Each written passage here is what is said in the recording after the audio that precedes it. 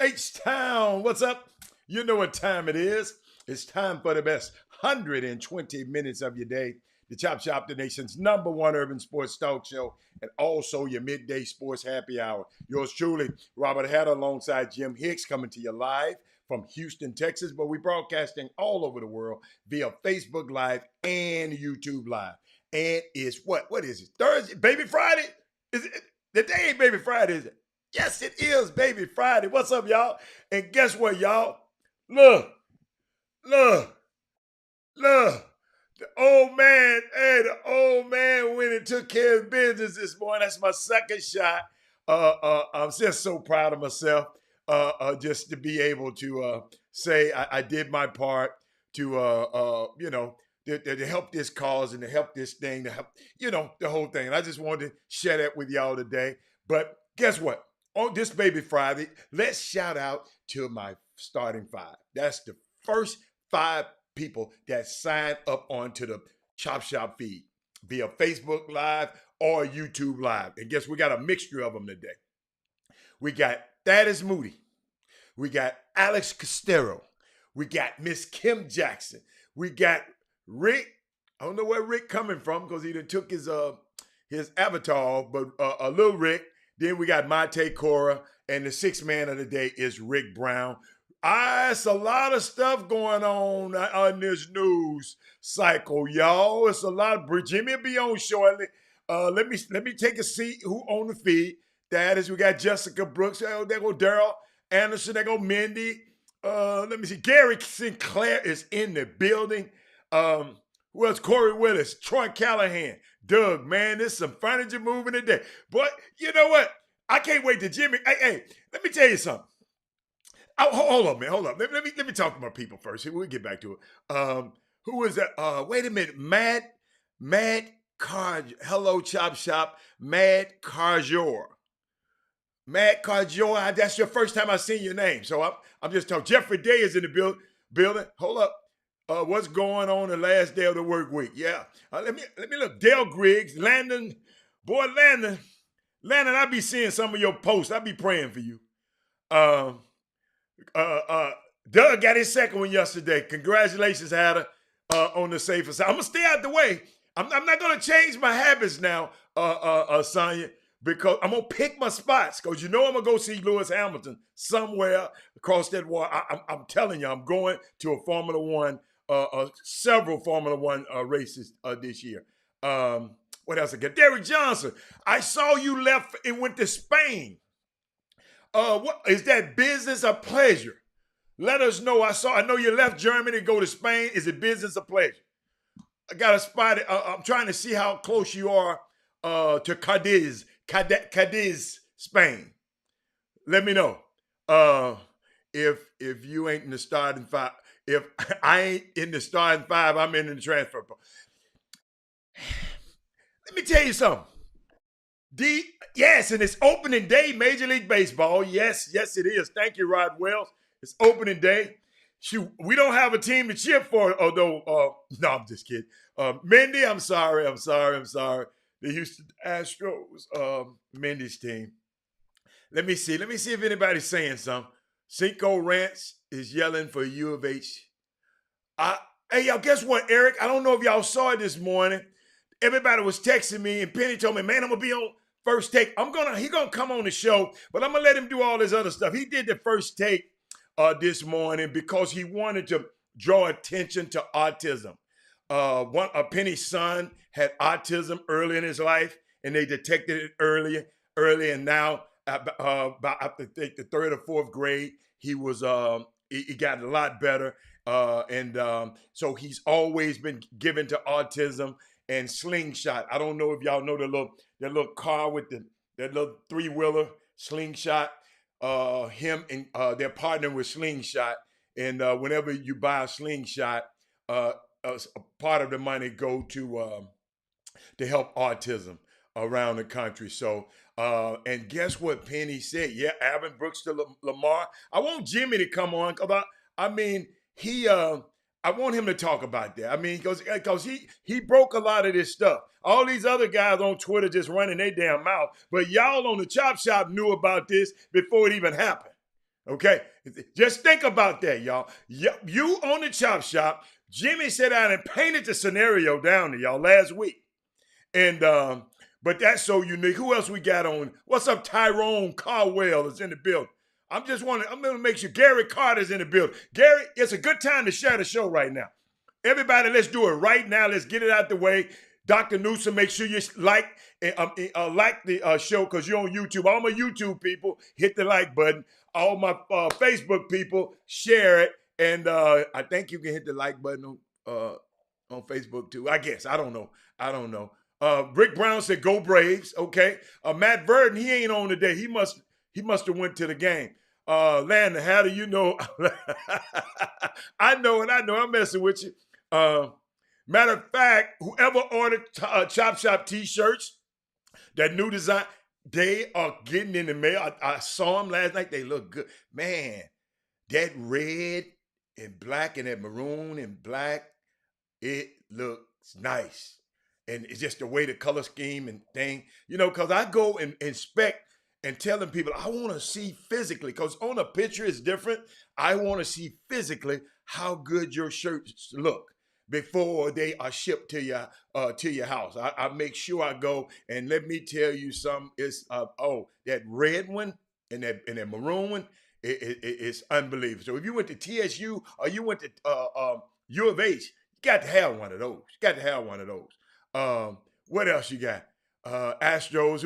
Let me just see. That's good. And guess what else Penny did though, Rick?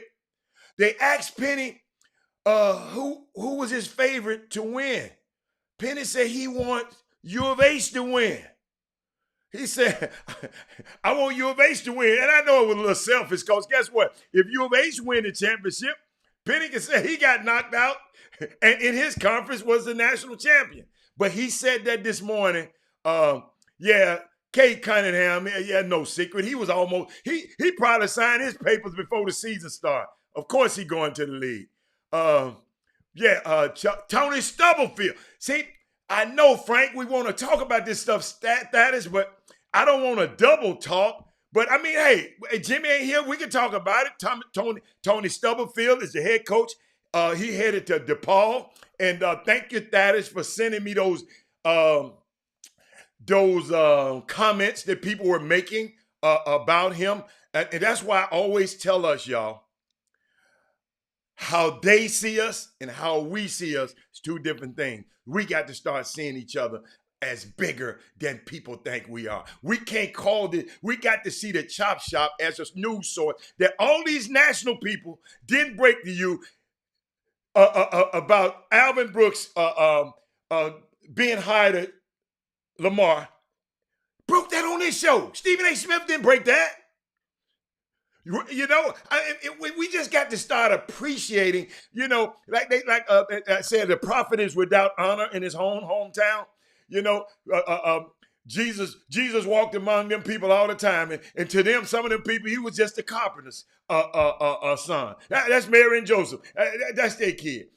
We got to start appreciating what we have, man. We got some special here. And yes, Boogie Ellis. Half of them.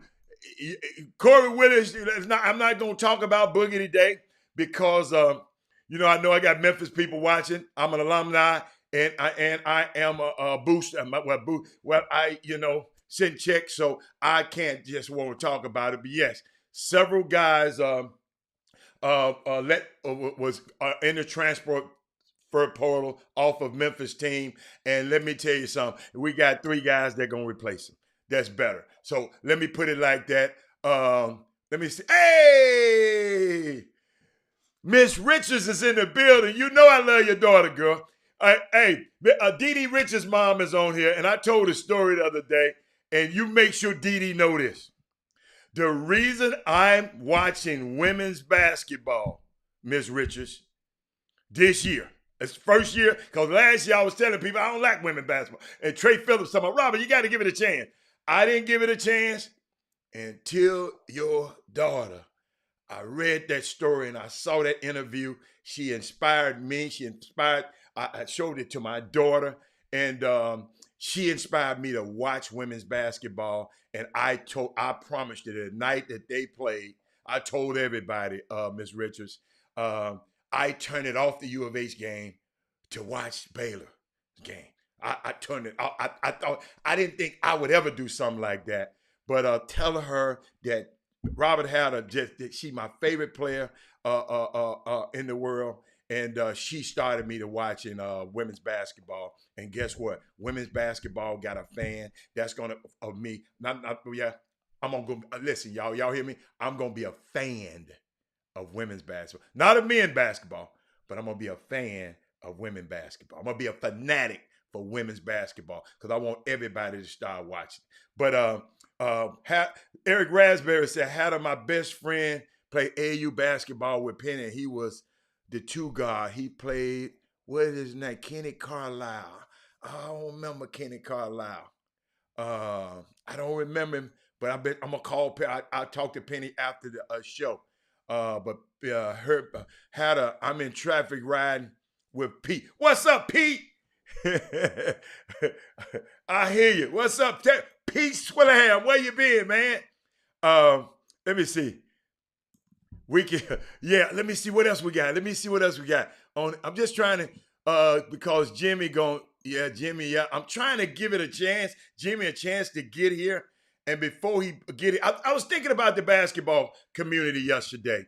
I was thinking about us, and I wrote something down. I wrote in my notes because I was so busy yesterday, and I thought about this basketball community because I was hearing about how the United States, I was reading up, I'm doing studying about how the United States just going around the country, just picking fights with everybody, because they the big bully. I'm just telling you, yes, the United States, they're what we love them, and just for no reason.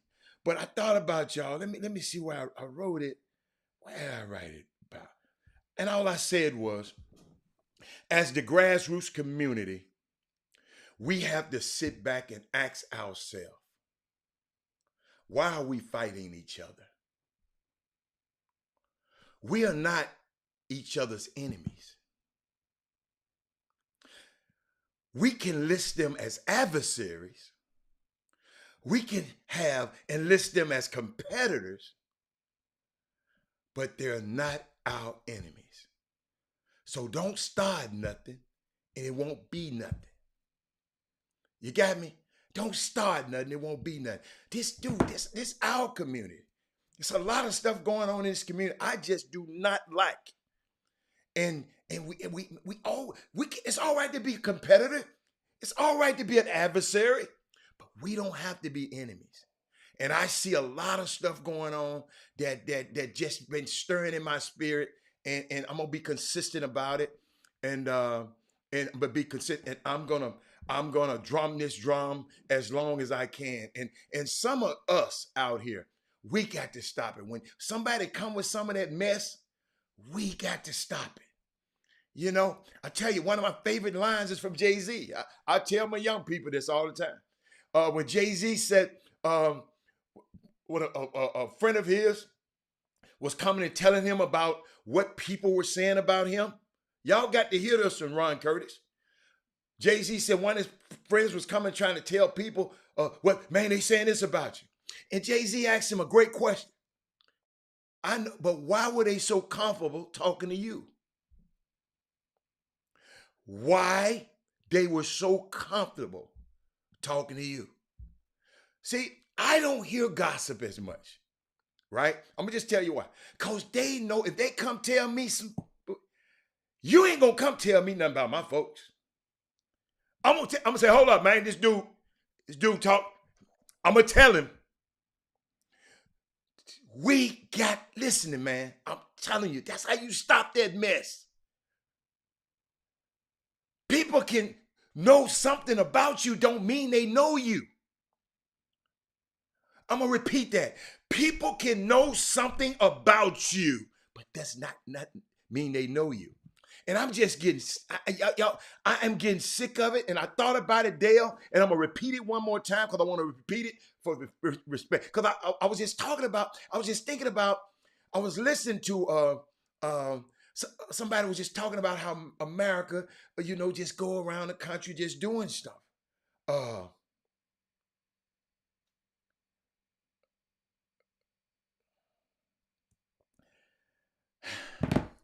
man, these people, hey y'all, somebody just tried to April fool me. Do people still do that? Do you know what? I might block that person. I might block that person. I'm gonna put do not disturb on my phone right now. But as the grassroots community, y'all, see the devil be so busy. See, hold up. As the grassroots community, we have to sit back and ask ourselves, why are we fighting each other? Yeah, Miss Richard, yeah, I'm gonna have to cut him. I'm gonna have to cut him. He called me April fooling. Why are we fighting each other? We are not each other's enemies. Let me repeat that. We are not each other's enemies. Y'all know who I'm talking about. They are not each other's enemies. They can argue and fuss all they want, but they're not each other's enemies. It's a bigger enemy that's trying to keep them from being together. And that's what they should be fighting. And like I said, all right for you to be my adversary. It's all right for you to be my competitor. But you're not my enemies in this community. If you don't start nothing, it won't be nothing. So let's stop starting it. Let's stop starting that mess. So let's go. Jimmy playing around. Let's go. Y'all want to talk about these coaches, right? But guess what? I'm not going to talk about my first coach. I'm going to talk about is Alvin Brooks II being at going to Lamar University. Okay? Jimmy Hicks broke that news on the show. Jimmy Hicks broke it on the show last week. He told us, matter of fact, Robert, they up there in Indianapolis right now. Don't be surprised. And now we got people up here, Tiffany Sanders, breaking the news. And Tiffany, you knew about it last. Tiffany, you should have tweeted back to him, Jeff Goodman. You should have tweeted back to him and said, "Oh, we saw this on the chop. We knew this on the chop shop last week." You follow me? That's how Jimmy said, Jeff Goodman, this is the guy who talked negative about our coaches. Mike Boyden wasn't going to do nothing. Juwan Howard ain't nothing. Penny ain't nothing. He the one talk negative about our black coaches, right? But we constantly somebody constantly feeding him the story. So that makes him big, right? So guess what? We should have said, "Hey, homeboy, we saw that on the chop shop and at us last week. If you want to know, you could have got it last week." You follow me? So that's the kind of stuff we got. This collective that we have, man, we got a great collective here. We got people from all aspects of life. We got a guy that lives in Germany. Now he's in Spain. He's on the show right now. The man in Spain and watching the show right now. Do y'all know how much you can do in Spain? If you ever been there? Oh, my goodness. Ibiza, Madrid, Barcelona. It's one more I love. When they do the bullfighting there. Oh, it's killing me. Valencia is one more. I think of it in a minute. But yes, we got a great collective here, man. And I'm just, it warms my heart. Jimmy's talking about, man, I'm being on time today. And I'm trying to, because he's going to come back and rehash the same things. But think about it. So we got Alvin Brooks up there at Lamar. So guess what we got to do now? No, I'm going to tell you what they do. I'll tell you when I come back from the break. It just always slipped my... Toledo. I'm sorry. Toledo. Whew. Toledo. That's it. Toledo, Spain. Yeah, I'm sorry. It just always slipped my mind. But they did a lot. That's where a lot of the bullfighting was done Y'all don't hear about that much. I'm talking about the not the great big bullfights, like the minor bullfights. Let's see what else I was where I was going. I was talking about Alvin Brooks. So now y'all, our community got to make sure Alvin Brooks is successful at Lamar. I know Doug Jones gonna help him. I know the people from in that area.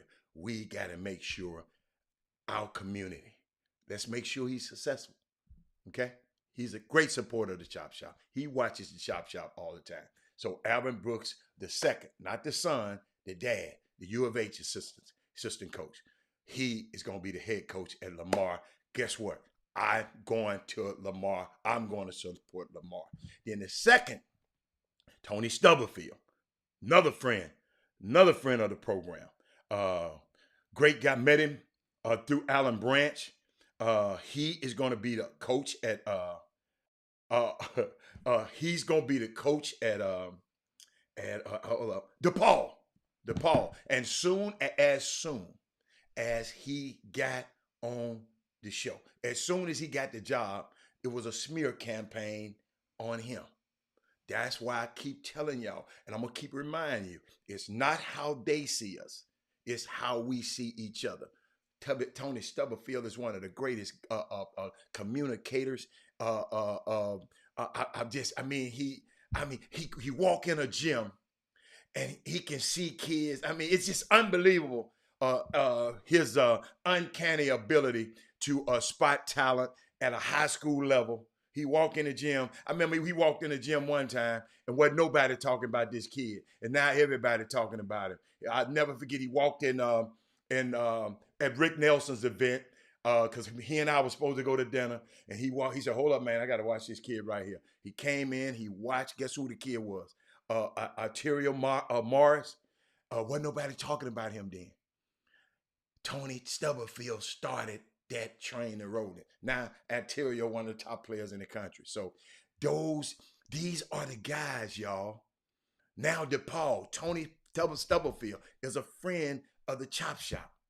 We got to help these guys. Got to help. The job, we can't just sit and stick our chests out. They got the job. No. Now we have to help him. That is Moody. I know you're going to help him up there. I'm going to make sure y'all, if you don't already know him, I'm going to make sure you do know him. And because that's what this thing is about. That's what this thing is what it's about. So now we can talk about, first of all, cross the screen. Let's go with what was cross the screen today. Breaking news. Two breaking news. Roy Williams. And the reason I'm going to mention Roy Williams first is met him a few years back. He was one of the reasons that I was able to go out and play Pebble Beach. I was a guest. His best friend is the president of Pebble Beach. So I came out there. They treated me like a king out there. Roy Williams. Just met him sitting in the stands talking basketball in Vegas. And he was just showing me his posse. He introduced me his posse. All of this guy. And that's what I came back and told the young guys, look at the guys he hang around with. The president of Pebble Beach, of the CEO of this company, the CEO. He called it. He said, "Rob, this my posse right here." And I'm sitting in the middle. I'm the only black man. All these guys white. And I'm sitting right in the middle of all of these guys. And held my own with him now. Don't get it true. But he was just so gracious. We was just sitting watching basketball. And we had that in common. He knew some people I knew, and I knew some people he knew. And you got to remember John Henson. Our connection is really John Henson went to a young man who played in my AAU my summer basketball program. He played under Roy. So great time. So your posses, y'all. Chris said it yesterday. Hey, man. Start hanging around. I ain't telling you to dish all your homies, but just find you another group. Just level up a little bit sometime. So let's shout out to Roy Williams. The reason I had to him after those two guys, there was other two guys, because I got a relationship. Now, Beard, I don't know Beard. But Texas, I thought we said Texas didn't have enough money to pay Beard. So where did Texas get this money to pay Beard at? Y'all help me out. Y'all help me out. Where did Texas get the money? Well, and I poll a little. I know who's not gonna come on the show today, and I hate that. Daryl Barnes not gonna come on the show today because there's no way Beard would leave. No way Beard would leave. And I heard some people said, no way Beard would leave. What happened, y'all? Why did Beard leave? Oh, the puff fund. Why did Beard leave? Somebody tell me, Herb. Somebody tell me why did Beard. Y'all ain't talking to me today. I'm gonna take a break on y'all in a minute. Why did Beard leave? Let's go with Beard. Let's see what did I have another coach? I guess those are the top coaches. Didn't realize that John Henson played for you. Yes. John Henson used to come here every weekend to practice from Round Rock. We used to go up there. We used to take trips. It was so fun. That was one of the funnest summers. Because I had my little eighth grade son playing with these big old guys, right? And he was just getting knocked around. But he learned how to play. He was around Darius Gardner's and Jonathan man,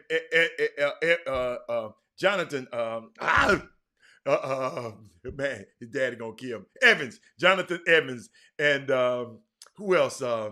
Rasheed Suleiman. Let's see, who else played on that team in our team? D'Angelo Harrison. So all of these guys, DJ Griggs. All of these young guys were in the gym together, man.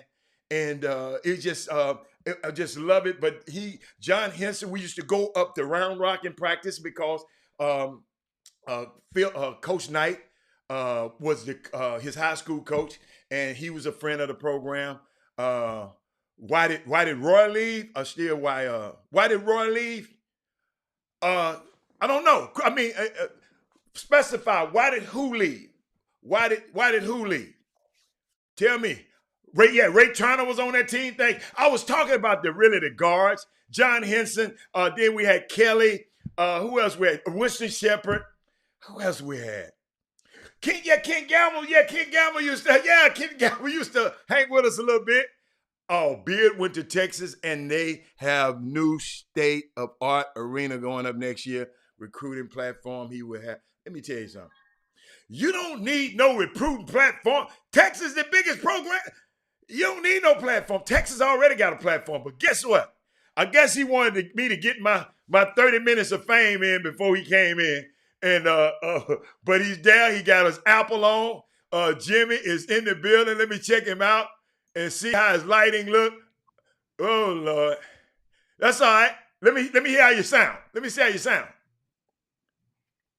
Testing 1, 2. Oh, you sound good. We ain't worried about you. We can't help it. We don't want to see you no way. So we want to hear you right now. Yeah. Yeah. It's okay. Guys. It might. Say it again.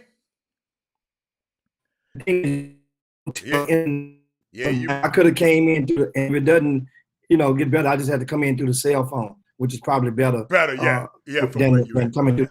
Yeah. But that's all right. What you got, man? Of NCAA news, of course, you got the Roy Williams is laying it down at University of North Carolina. Uh-huh. That's big news. You can see the signs coming. Jimmy, do me a favor. Try the cell phone, because you finna said too much important stuff, and you going in and out. Try your cell phone. Come on back with your cell phone. All right. Go to a quick break and we come right back on the break. How about that? Got you. You guys share the show. Get ready for all this. Yes. Barry McDonald said, I'm at the Motel 6 now, Barry. I'm at 5 stars, man. I'm at 5 stars. They just got bad internet, baby. Bad internet. The Westin ain't Motel 6, man. I'm good. The internet is bad. Hey, I know what you didn't do. Jimmy, you got to get that upgraded internet. But Chop Shop, we'll be back in a minute. We're going to go to a break. Oh, you know what? We might have had a regular. Yeah, all right. Okay. Chop, we'll be right back. Yeah.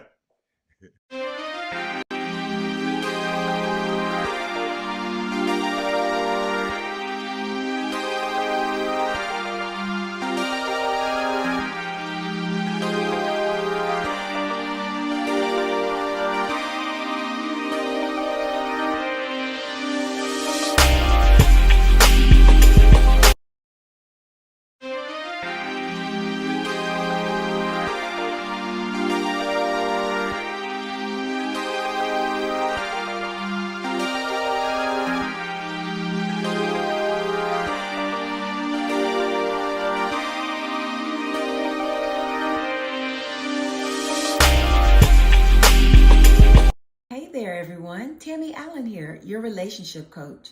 Tell me, do you and your partner feel like you're struggling to communicate and have begun living like roommates? No need to worry. I can teach you new, healthy communication skills to improve your relationship. I provide coaching via teleconferencing from the convenience of any location, including your own home. Call me today to schedule your first appointment at 713-597-4499, or you can find more information at my website, www.allencounselinggroup.com. I look forward to working with you. Quick story time. So my freshman year at Baylor, I did not play at all, like maybe 5 minutes a game. These kids today that like are freshmen and are complaining about playing time and why they should be playing, it completely confuses me because playing as a freshman is not something I'm like, I don't know about that life.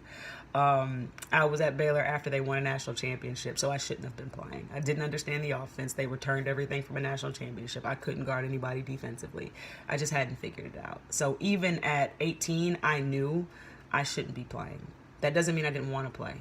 I was miserable every single night I didn't play. Every single time. On the court, I was fine. On the bench, I was fine. After that game, I was miserable. My mom saw it.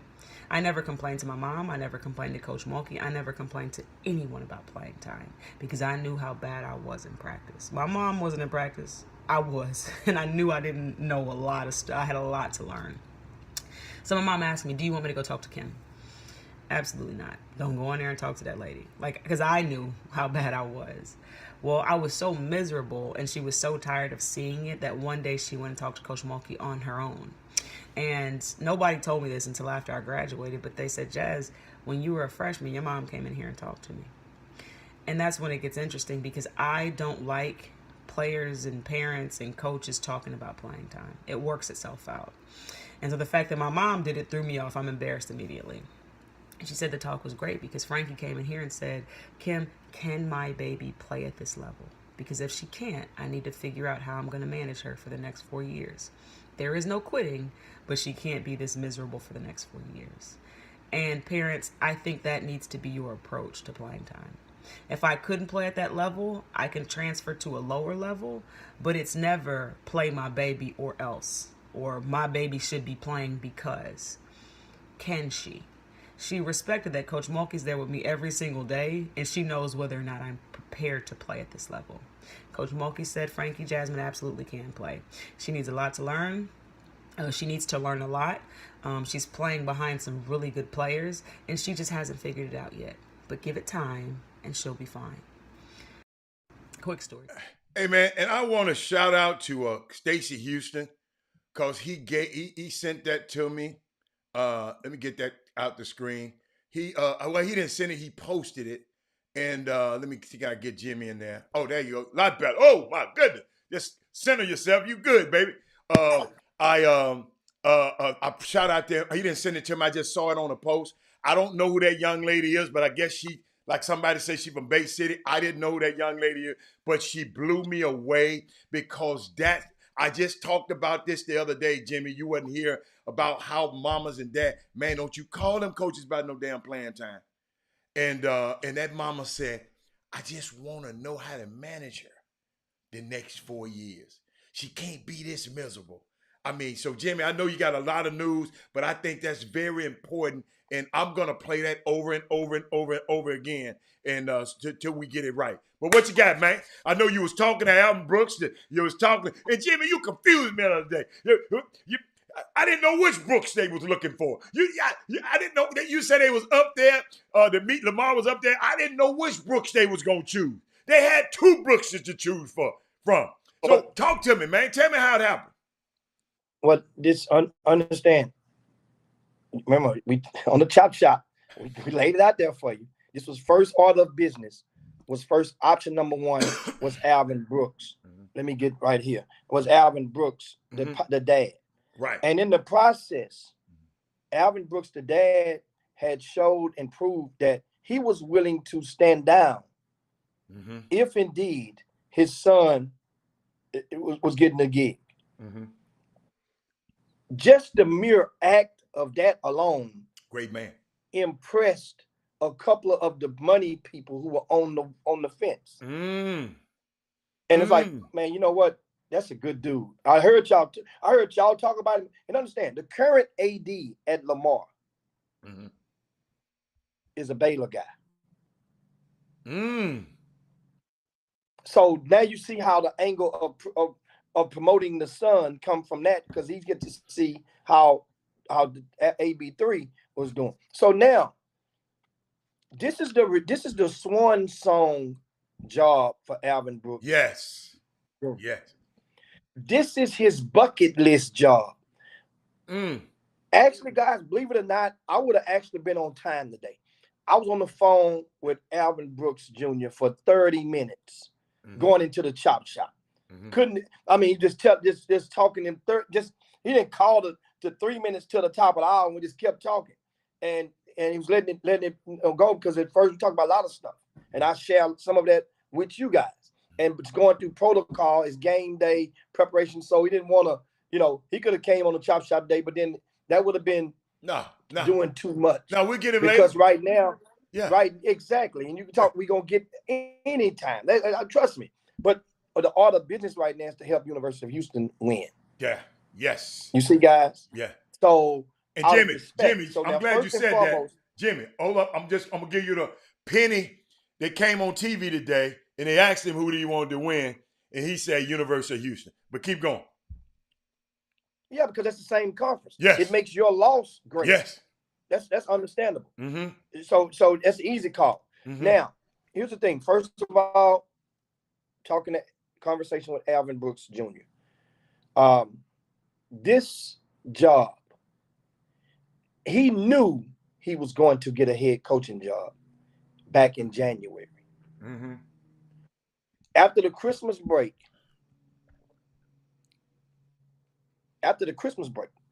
he encouraged his wife, Rochelle. I know Rochelle, great family. That's another thing about relationships. A lot of people know coaches, but have you been and ate at the coaches? Have the wife cooked and you sit at the dinner table? That'll put some of you guys in and put stuff in perspective for a lot of people on this side of the fence. You may know people, but do their wives know your wives? Have you sit at the dinner table? Papa those don't count because the school paying for that. Have you? So with Rochelle, Alvin Brooks told her, "Baby, you go ahead on and retire. I'm gonna have another job. I got options that are coming through the pipe. I'm gonna take one of them." And so now, one of them would have been Corpus Christi. It was his to turn down. He turned that down, obviously. Right? No, right now, y'all share the show right now. Because I'm going to give y'all, I'm giving y'all good stuff. And y'all sitting around there just watching the chop shop. Y'all not sharing the chop shop. No. Share the show right now. Yeah, they get a little selfish sometimes, Jimmy. It's all they get a little selfish. It's Baby Friday. Let's get the share on right now. Let's get the share on. Alvin Brooks, understand. So he's going to be very, think about it, by the wife retiring. That's my first time. I was like, how you going to do this? No, you ain't for to drive up and down that highway. They're going to move into Beaumont. They're going to get a place in Beaumont. He's going to keep his place in H-Town. No, that's a ranch in H-Town. It's right around the corner. So he's not going to get that up. It's good real estate. That's real estate. So here's the thing. He says that this date is significant. April the 2nd, 1986, according to Coach Brooks, he said that's the date that he left Lamar 35 years ago and took the assistant coaching job at University of Houston. Almost 24 hours, 35 years ago to the date. He left Lamar University and went to U of H. Well, he says that since then, they've only won one conference championship. Only one. In 35 years, only one conference championship. And Coach Brooks said that really bothered him. That bothered him, right? So he says this job is personal. he really, guys, I'm telling you, in case you didn't know, he really has always loved and been in love with Lamar University. Oh, yeah. They just retired his jersey a couple of years ago.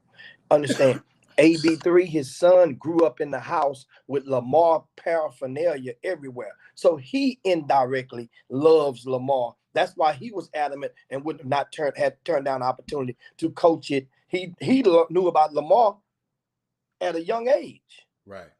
So now this thing, understand, once again, this is not his first rodeo.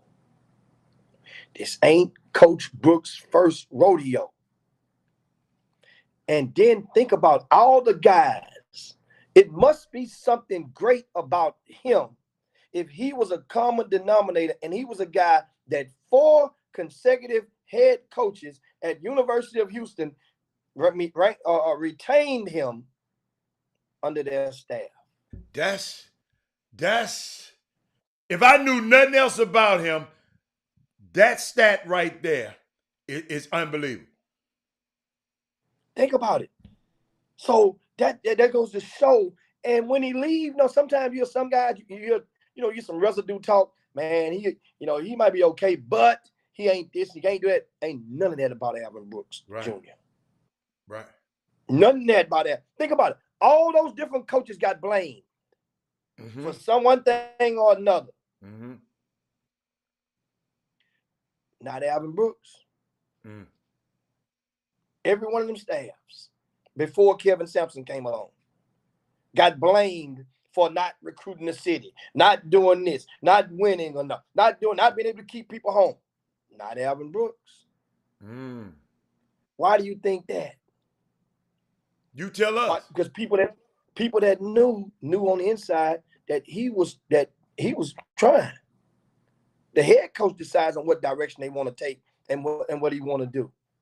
And you got other assistant coaches on the staff that might be fighting against it. Well, man, you know what, man? He old school. He out of touch with the streets. He ain't what they say he is. Because you ain't from Houston, so you really don't know. Because how you know how connected or how much power we got from within the Fifth Ward community? Because you ain't even drove through Fifth Ward your damn self. My other coworkers, who many of them dudes ain't even in the business no more. Jimmy, I don't blame him a little bit. You remember my last experience out there. You remember they zoomed by. That's my last. I ain't been back to Fifth Ward since. That was a high-speed chase going on. The high-speed chase going on. Didn't nobody flinch. It was like, okay. Jimmy, y'all didn't flinch. I was nervous than a hook. I mean, than a hook in church. But keep going. I'm sorry. And keep going. We want to give a shout out to. Well, I'm telling you guys, we just tuned into Chop Shop, telling you about Alvin Brooks Jr. Being named the new head coach at Lamar University. Shout out to Larry the Chatterbox Hell. That's my man. Wish you a speedy recovery as he is watching the Chop Shop from the hospital. He's been hospitalized. Get well, Chatterbox, because 90.9 FM on a Friday. Even though I'm out of town, I promise you, Sam to hook it up on my cell phone last Friday, and we got you rocking. If you ain't never listened to nothing on a Friday, I learned how to get it now. I got the app. I got the app. What I do now, I'd wait. I put it on the car, the old school way, the terrestrial way. I put it on my cell phone now. Yeah. I got it everywhere I go. Yeah. I'm talking about damn. Hey. The Earth Wind and Fire versus the Isley Brothers. Yeah. Chatterbox will take care of all that tomorrow. Yeah. He'll take care of all that. And you get that every Friday with Chatterbox. But anyway, shout out to him. Shout out to Derek Daniels, who actually played while Alvin Brooks was on the bench at University of Houston under Pat Foster. Derek Daniels is coaching now down in Beaumont United. And that will maybe an opportunity. And understand, as a person that could join the staff in a support service role, the opportunity probably would be there for Derek Daniels. Jimmy, since you just said that, did he say anything about his staff? Because I know you always asking damn questions. That's why you two was late getting on the damn show. I know you asked that. he can't talk about that right now. Oh, but I okay. can. Okay. Well, no, you can't talk about it. He can talk about it, but you can't tell us. Okay. No. That wouldn't understand. Oh, I that's can just right. He share got with to you wait guys. till after Monday. Okay. Jimmy, you No, know what I yeah, said. I said after Monday. now I'm going to throw out right now. This, in all fairness, I just threw David Daniels' name out there. Uh-huh. I'm going to throw a couple other names out there. Okay. Who you got? that would be good possibilities Okay. to go, and possibilities and opportunities would Can be I at get a one? premium. Can I get one? John Yu. Oh. John Yu. No, Brooks ain't gonna take that. I'm just playing. Come on, man. I'm just No, but Yuri makes too much money right now. Okay. Yuri is in administration. I know, man. I'm just messing with you, Doc. And so, but one name, of course, well, another name. I gave you guys one name as a possible. Remember, joining the staff doesn't mean everybody can be on the road. First of all, the other day we named some players, some guys at the University of Houston that were in the support staff role that are all ripe to go and blossom in the flowers. Like Alvin Brooks leaving, that first part of business for U of H, promote Bilal Badley into and put him on the road. First order of business. Over Hollis? Yes, because let me tell you why. Hollis Price right now, which is very deserving of being on the road. Mm-hmm. But he and Quantas have the same lineage. Oh, I got you. In the same hook. I got you. I see. They got some of the same connections. Yeah, I got you. I like that. That's good. So if you need a gumbo eater, a crawfish eater, I got you. And somebody go out there and talk, yeah, baby, then you got one already. That's a good one. That's a good one. See, Bilal is that coach. He light, bright, almost white. He speak that language. He's but more importantly, he's ripe. He's earned the opportunity to get on the road again. That's a good one. I like Bilal needs to be promoted. Yeah. Not saying it comes at the expense of don't promote Hollis Price. I got you. If you don't promote Bilal Badley, somebody gonna get it. Because everybody's getting a raise, Hollis. So the raise ain't an issue. Right. Everybody's getting a raise. Right. Then you promote Hollis Price and you just deal with it. Nobody's gonna be mad. But this means, so who does Alvin Brooks take? I'm telling you right now, I watched it. You look at a guy that he has fingerprints all over in that program. His fingerprints were from recruiting this guy. He's understand the background of this young man and the before and after. He's Second Baptist grad.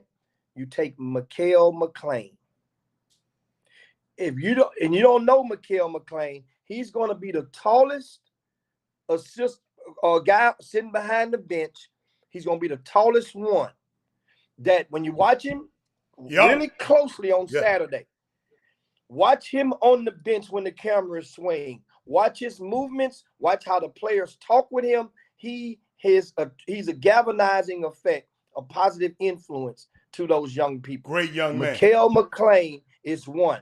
I bet my right pocket, because he hadn't had the opportunity yet. This would be an opportunity for him of a lifetime. And this is how you do. Remember, this is why relationships are so important. Another guy, I would go, Alvin Brooks Jr., if you're listening right now, I would take a long, respectful look at Aaron Proctor. Aaron Proctor is from Houston. He was the high school coach of Savion Flagg. Savion Flagg loves Coach Proctor. Savion Flagg might transfer to Lamar if that's the deal. He's leaving. He's in the portal right now. But you don't take Aaron Proctor if that's the deal breaker. You take Aaron Proctor from being a great guy who actually coached alongside your son in the junior college ranks. You take Aaron Proctor, who also went at Kansas State. I mean, coached remember, AB3 was at Kansas State. So you think about those things. I got another name. I'm rolling right now. Come on. Omar Sneed from out of Beaumont. All you Beaumont folk. You mentioned him the other day. Sneed. You I mentioned, mentioned him the other day, yeah. and I'll tell you the connection with Omar Sneed. Mhm. Back in 1991, 92, whenever that was, when Alvin Brooks was a head coach at U of H, Mhm. he signed Omar Sneed. He signed him out of Beaumont Westbrook High School. Mhm. Omar Sneed was on campus, and if something, But something happened, he had to go to junior college. he had to go to he had to go to San Jack. Yeah. It wasn't by choice; it was by force. Mhm. And at the time, San Jack, Ryan Arrow had them rolling. It was a national prominent program. So guess what? Then he ended up going to Memphis from San Jack. Mhm. Omar Sneed lives in Beaumont. Omar Sneed, he's part of you can't tell the history of Beaumont basketball without saying Omar Sneed. Mhm. That's very important. It's like you can't tell the history of Lamar basketball without saying Alvin Brooks Jr. Mhm. Omar Sneed, now he's on the girls' side of the fence, like Derek Daniels is as well. But the opportunity should be extended to one or both of them in some capacity. Both won't be able to go and come on the road. No. One will be able to come in as maybe a grad assistant. That way you get that experience under your belt. And that's what some of these guys needed, giving more black men the opportunity to have the experience as a college coach. Hell, in the pandemic, who the hell was on the road any damn way? Nobody. Everybody was an operations guy then, right? Everybody was a fifth assistant, was a grad assistant to a certain degree. You couldn't be on the road. I mean, you probably never thought about it like that. No, So you know another what? one. They everybody up their cyber game. Everybody up their computer game. I found out from coaches. A lot of coaches are well versed in a lot of stuff that they never thought about using. Tools on the computer that they never started using before. A couple of them are telling me that, but that's a good thing. That's a good one. You got another one? Who else you got? Yeah, I got another one. You think about young guys that could be able to speak the language of the kids, and Alvin Brooks is Jr. is smart enough to know he don't know the words to Lil Baby's song. Don't even try to get him to learn the words of that. That ain't happening. But you surround yourself with certain guys in your staff, either on the road or in your support staff, that can be able to connect with those guys. One guy, he came up under the John Lucas umbrella. So now you're covering all bases. That means you get somebody from a certain umbrella or from under a certain tree, and then you got that support. And understand, everybody hired. This ain't gonna be Chocolate City. This is Beaumont, Texas. So you got to have a white guy somewhere. The hottest, one of the hottest young white guys that would not be taking a pay cut. That's another thing too. Charlie Hurd. I like that name. Charlie Hurd, remember, he most recently worked. First of all, he did a grad assistant spot over at Richmond in Virginia for a couple of years ago. Then he went over and worked for Butch Pierre at a junior college over in Florida. Then Butch resigned at the break. But Charlie Hurd is a guy that he's a street beater. And he's going to work relentlessly. I'm just saying that's a name, not the name. That's a name that's from H-Town. Charlie Hurd, folks, got a lot of connections. Can get a lot of stuff done. Now, mind you, as far as the salary, Alvin Brooks Jr. did confirm to me that the staff of the pool of money for the assistant coaches will indeed increase. Now, one thing I can tell you, that Alvin Brooks did reach out to one coach, and only one so far, and offered him a job. That one coach is former Beaumont Ozen basketball star Brandon Chappelle.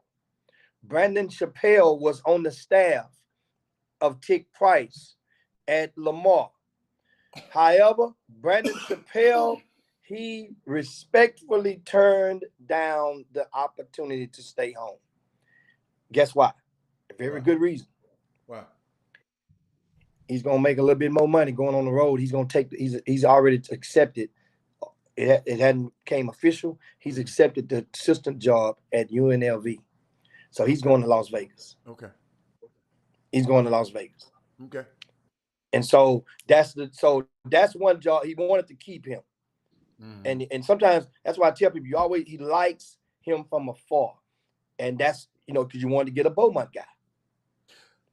So that means Kason Harrison, who's in the transfer portal from Beaumont United last year, the freshman who started, he's in all likelihood, I put my right pocket. UNLV. Yeah. Yeah. Most transfers don't go up. This is a rare one as far as in levels. Mm-hmm. Budget levels. That's what I mean by in levels. Because everybody, if you're in a Power 5, everybody claims that they're mid-major nowadays. Right? So that's your news in regarding to Coach Brooks and the Lamar. Man, that's a great Jimmy, move. you know what, Jimmy, you know what the day is.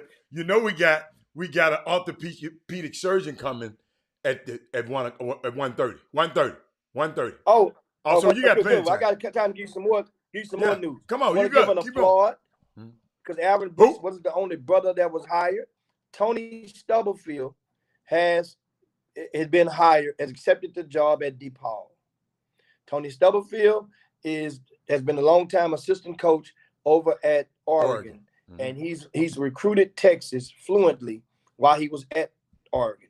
Tony Stubblefield has connections all over the country, and he has the blessings from within Nike from top to bottom. Their blessings are on top of Tony Stubblefield. So he's going to be when they're, I put it like this: only certain coaches were a sneaker company, which they would never probably admit it, but where they would get involved. He's one of the few.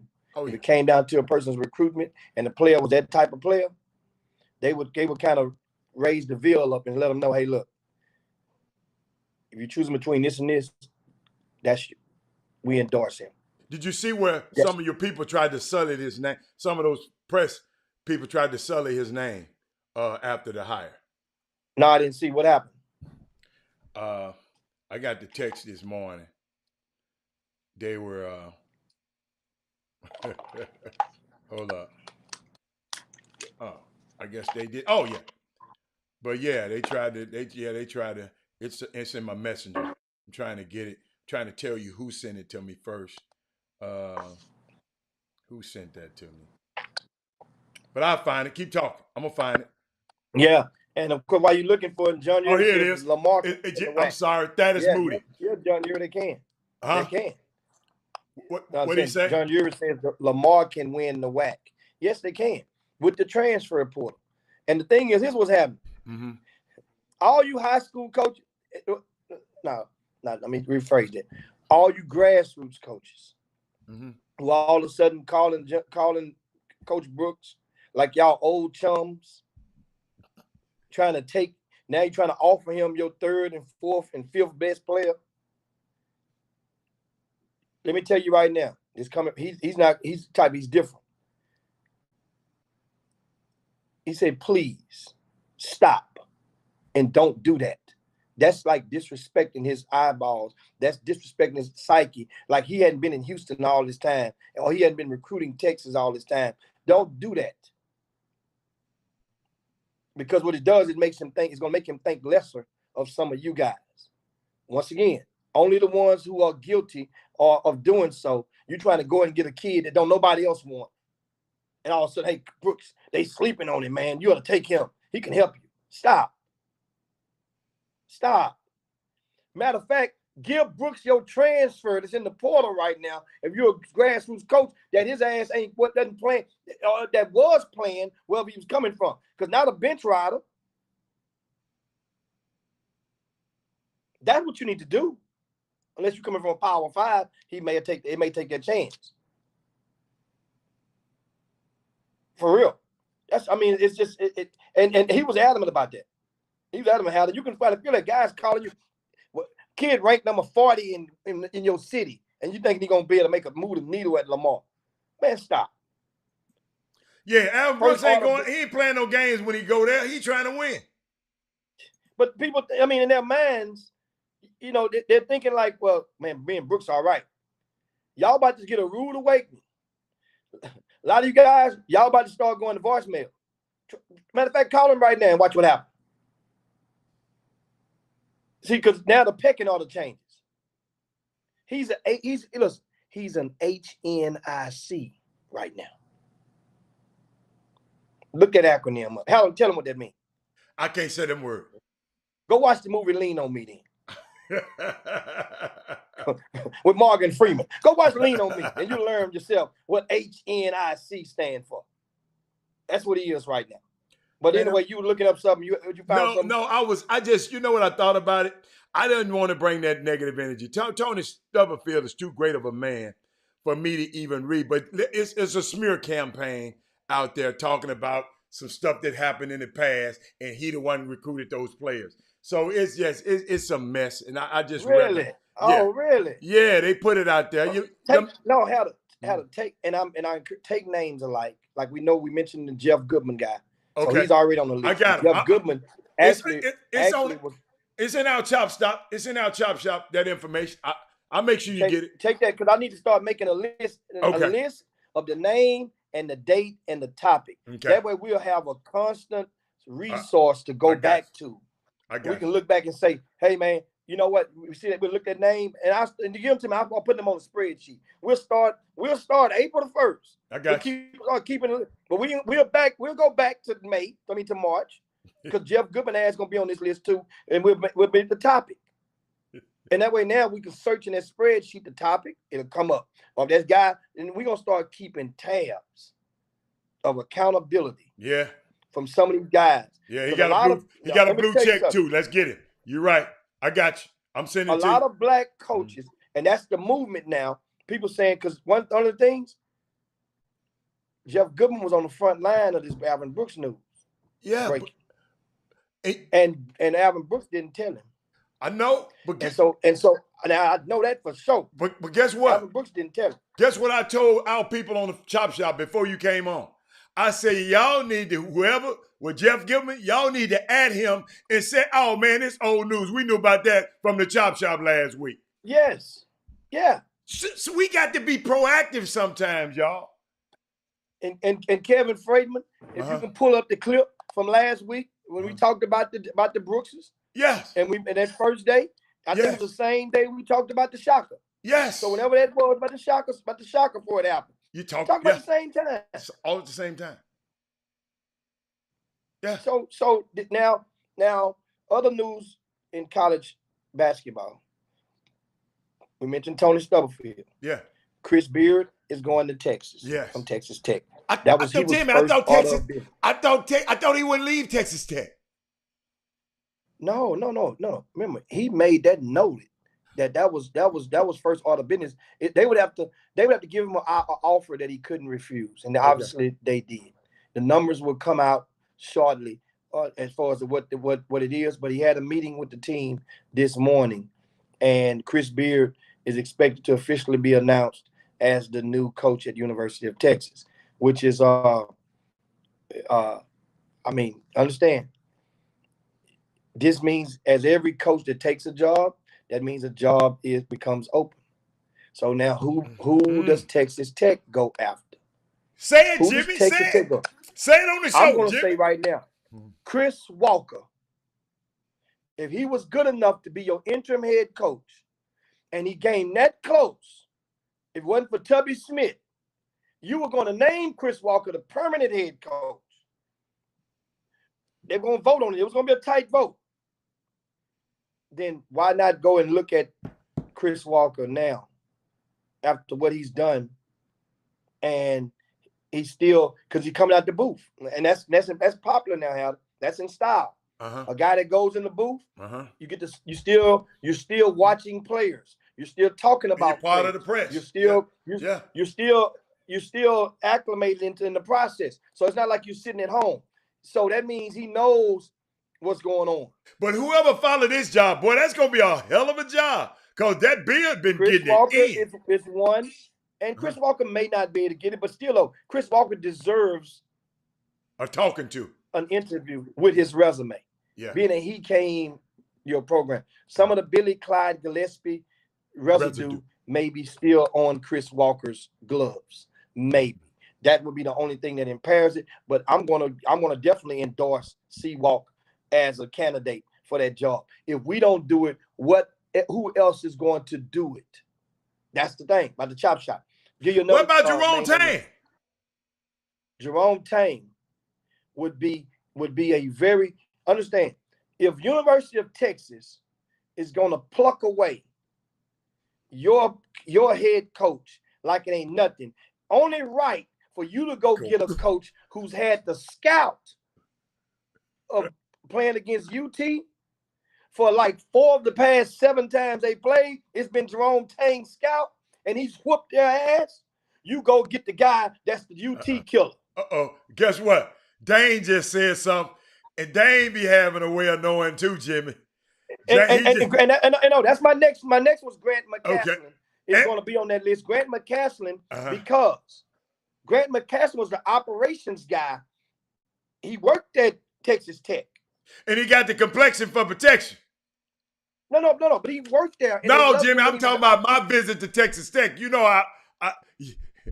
I'm talking about. Well, they got. I mean, yeah, but understand. More importantly, Hatter, he just won. He just won the NCAA tournament, so people are paying attention. North Texas made a little dent. Okay, all right. So if you made a little dent, that's why Chris Eigen would have been the hot potato in that conversation a year ago. Well, Chris Eigen didn't make the dance this year. Had Aggie took UT all into the dance, Chris Eigen name would be very popular for Texas So Tech. Paul Mills' name is hot too. Paul Mills is definitely a name that is hot with Texas Tech because Paul Mills was on that staff, albeit 5-6 years ago at Baylor. Baylor kicked Texas ass. Okay. So that means you get a guy that know how to kick Texas's ass because that's nothing greater than Texas Tech wants to do right now than to kick Texas's ass. It's going to be hard, but that's what they want to do. You got to go get somebody that's capable of doing it. Wow. That's important. So now what happens with Uric Malagi? Does Chris Beard take Uric with him? He better. He better. That's the magic question. He better. Well, whoever understand. This is a real understand. Does Uric want to go back to U of H and take the spot that's vacated by Gavin Brooks? I'm saying, Kevin Sampson, it shouldn't look no farther. You should promote Bilal Badley. That's all I'm saying. Or move Holly. But if you don't, then Uric Malagi comes back. But because now it's different now. The pay scale is different, and all assistants. Uric left. At the time went over to SMU. Then he left but I don't think that Kevin Sampson would bring him back. Okay. I don't think he would bring him back. But Uric Malagi is still a hot. Uric going where the puff fund is, man. It's not guaranteed. It's not guaranteed now. I think he got to want him to come. I haven't talked with Chris. I speak with Chris over the weekend, but it's not guaranteed. Walter Yates, you understand something, Walt? As an assistant coach, a young assistant that's black, you don't have the damn choice initially. It has to be extended to you. You have to be invited. I got you. Assistant coaches' contracts are 2-3 years at the most. They're 1-2 year deals. On the average. And they're renewable. Got you. I got you. Expires every June the 1st. At the June, that's when it kicks in. It kicks in and kicks out. But those are, it's a great topic, of course. That's interesting. This is just a great day. I just don't understand. Like I said, this news was not supposed to have been broken right now. So somebody was pissed off, either somebody within Lamar University, and that's normally how news. I've been the recipient of news many times, and I tell you guys, in media, if you want to get the scoop, you go to the person that's scorned or that's pissed off. They will tell it all day to the person that came in second. They'll tell you who about to win the race. The person that ain't gonna get the prize, they will tell you that. Hey, And Dane just said something to make me put on some powder blue and white again. If Kenny Smith get that job, I'll start wearing powder blue and white. The North Carolina job, I'll start wearing that powder blue and white like I used to. and you know what? I actually thought about that this morning when the news break. I'm talking about within I didn't. 20 I never thought about it. seconds. When 20 seconds of the news breaking this morning, I say, wow, Kenny Smith. I say either because now they're not going to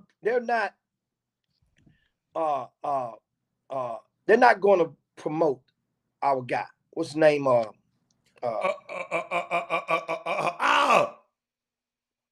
his name? A guy who's been on the chop shop.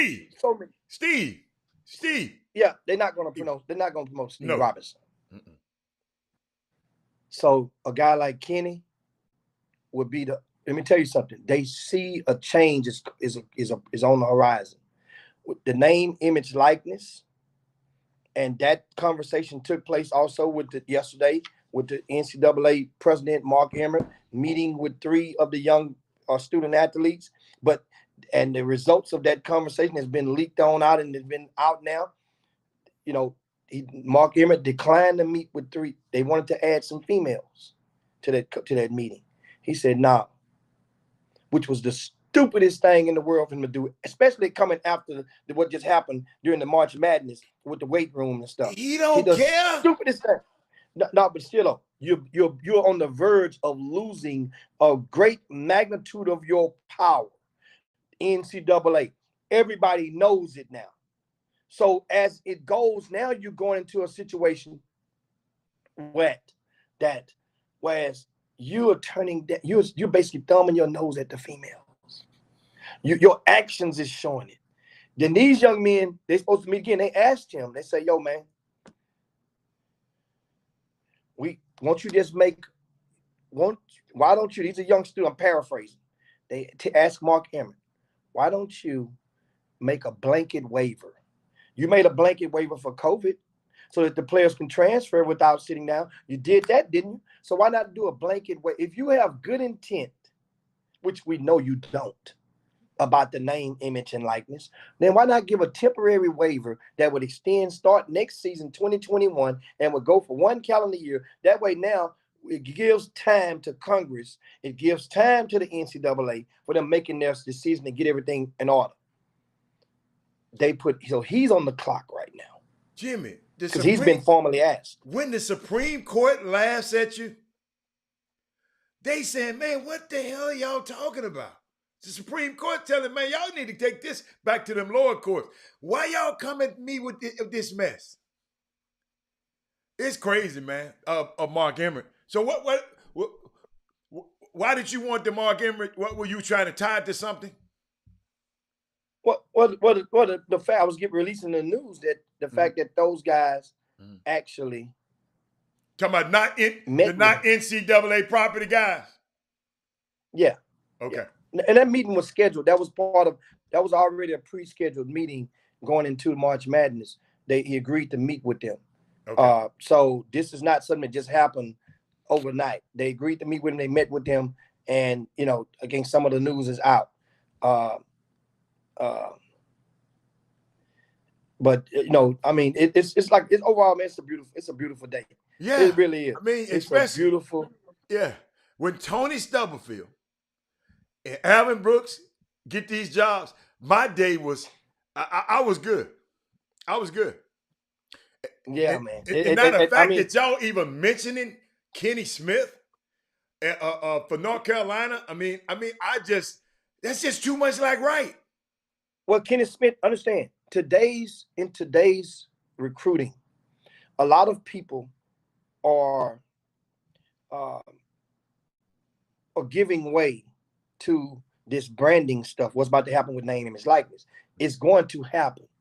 you understand something, guys. It is going to happen. The name, image, likeness. That's a matter of when. That's another thing. Which state? There are numerous states that have already put some stuff in order, and I think 9 states so far. I think California was first, Nebraska, Colorado, Florida, Michigan, New Jersey, Arizona snuck one in, a weak one. Weak meaning that they snuck one in, but say they're gonna wait. Whatever the NCAA says, then we're co-signing it basically in their law. Georgia just got one in. I mean, on the desk. All you can do is it needs a signature. These are name, image, likeness law. These states. So it's just a matter of time. Jimmy, I was thinking about something. I was reading what a lawyer. I didn't hear him say it, but somebody sent me and said the NCAA lawyer in an argument during the Supreme Court the other day. He said, talking about the NCAA, our own view is if we allow them to be paid, they will be spending even more time on their athletics and less time on their academics.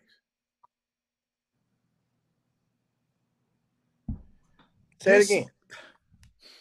The Supreme Court lawyer said this about the kids. This was his argument. He said, our own views, NCAA, is if we allow them to be paid, the kids will spend, the players or the athletes will be spending even more time on their athletics and even less time on their academics. So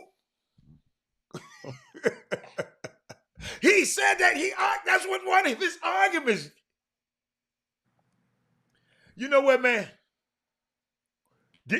Like Bomani Jones said, he said, this Supreme Court hearing is a reminder that the NCAA's arguments sound really crazy to people who really, to people who don't even like sports. Check this out. Clarence Thomas, can you imagine him sitting up there watching sports? All of you got, they don't even watch. They said this stuff even sound crazy to these people. Imagine, y'all do me. Bomani Jones said, he said, imagine you were a law student who dreamed of arguing before the Supreme Court. And now you're doing it, except you work for the NCAA and you got to spit out this bull crap. He didn't say bull crap with a straight face. The lawyers even know, Jimmy, y'all do me a favor. Y'all go before next week, go and just read the transcripts because they got to do it, Jimmy. They got to do it. They don't do it live. They do it virtually. They do it by Zoom. They do it just, the Supreme Court ain't allowing nobody in there. Y'all got to go and just listen to some of the arguments and some of the things this guy is saying. And he's a lawyer and went to law school. You're going to say, he sound like, listen to me, he sound like he works for Fox News. You know how something can happen and then Fox News come and just talk about what, hey, we said, where did you get this from, Fox News? That's how they sound. Y'all got to go, Jimmy, it's fun reading while you're up there on the road.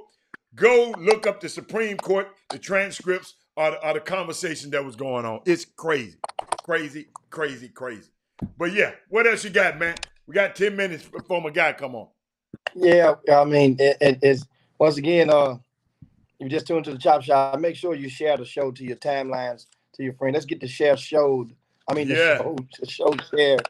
I will be in Indiana for the Final Four this weekend. And right now, of course, I'm up in Michigan, and we head on down to Indiana in the morning, fly down there. And how Mike doing? Mike doing all right, man. The funeral was good. Went to his brother, hung out with the family last night. Had a nice spread. They had food. One thing about black folk at repast when they're at the house, too much. Why we always have too much food? I think it's one of those things. We just like getting a bunch of food and dare everybody to eat it all. They covered all bases.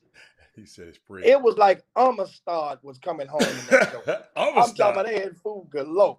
I mean, so it was a great thing, man, down here. And luckily, it's actually I got a chance to talk. Go see Mike Davis later on the day. Coach Mike Davis, he's down there at that practice. He called me twice this morning because he might. Coach, leave me alone. I'm not a grassroots coach. I don't have to come to your practices. Hell, I don't need to come to your practice. Let me know when y'all gonna go eat. I'll come to that.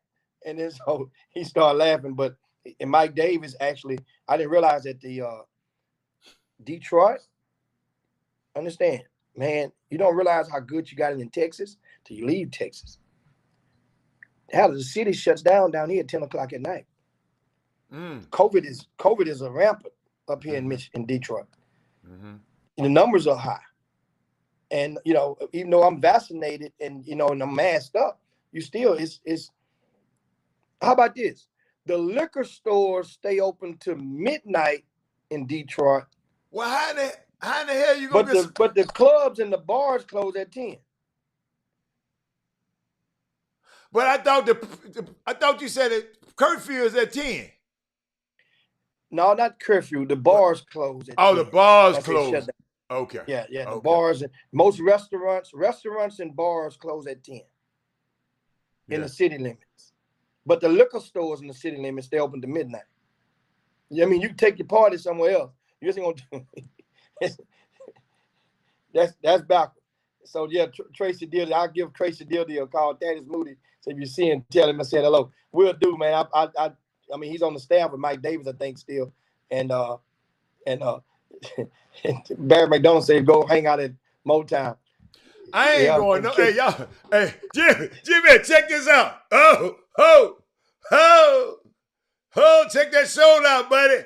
You see that Band-Aid right there? Man, you put a Band-Aid on your arm. Ain't nobody stuck you. It's on. Hold up. I got a picture. Hold up. Keep talking.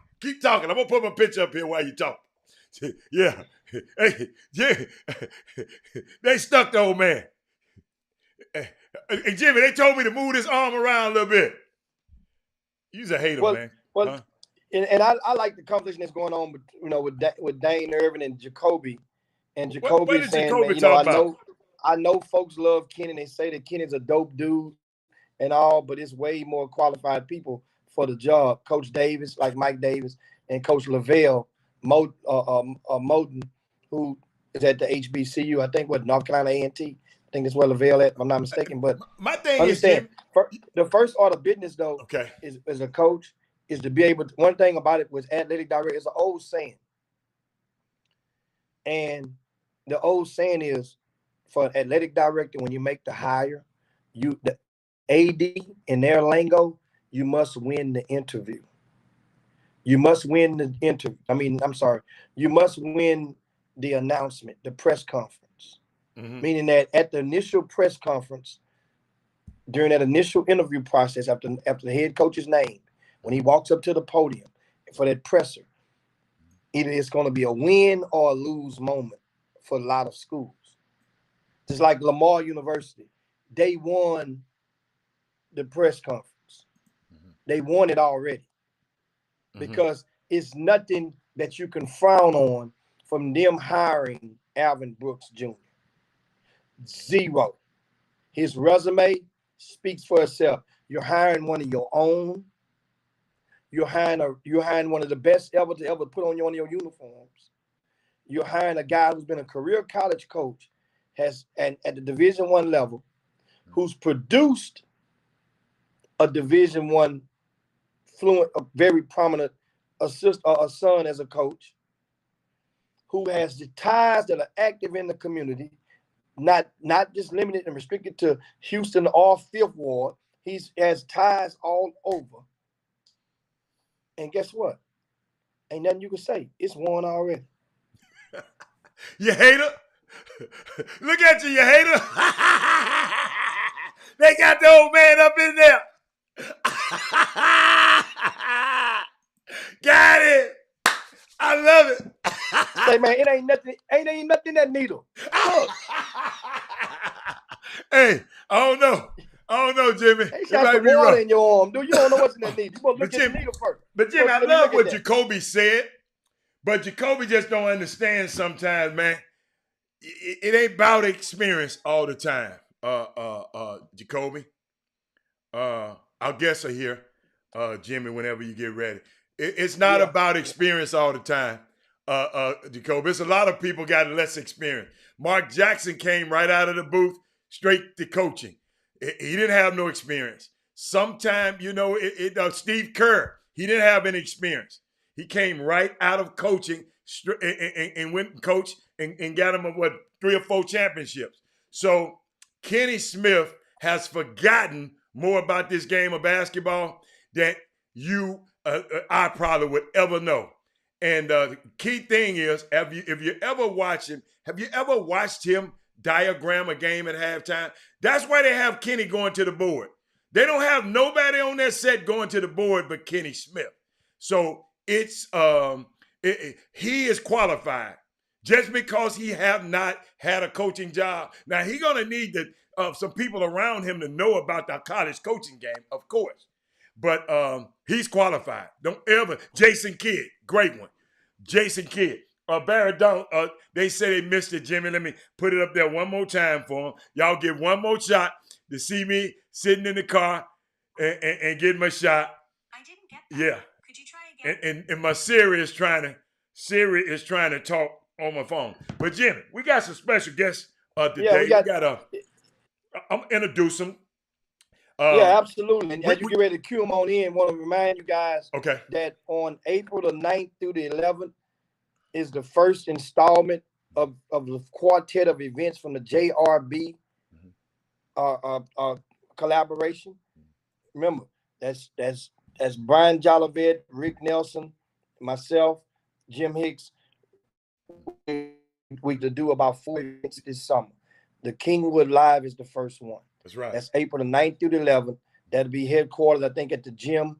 And we have a couple other locations as well, the Crosby, ISD, and some other locations. But that event, go over to aboveallsportshoops.com.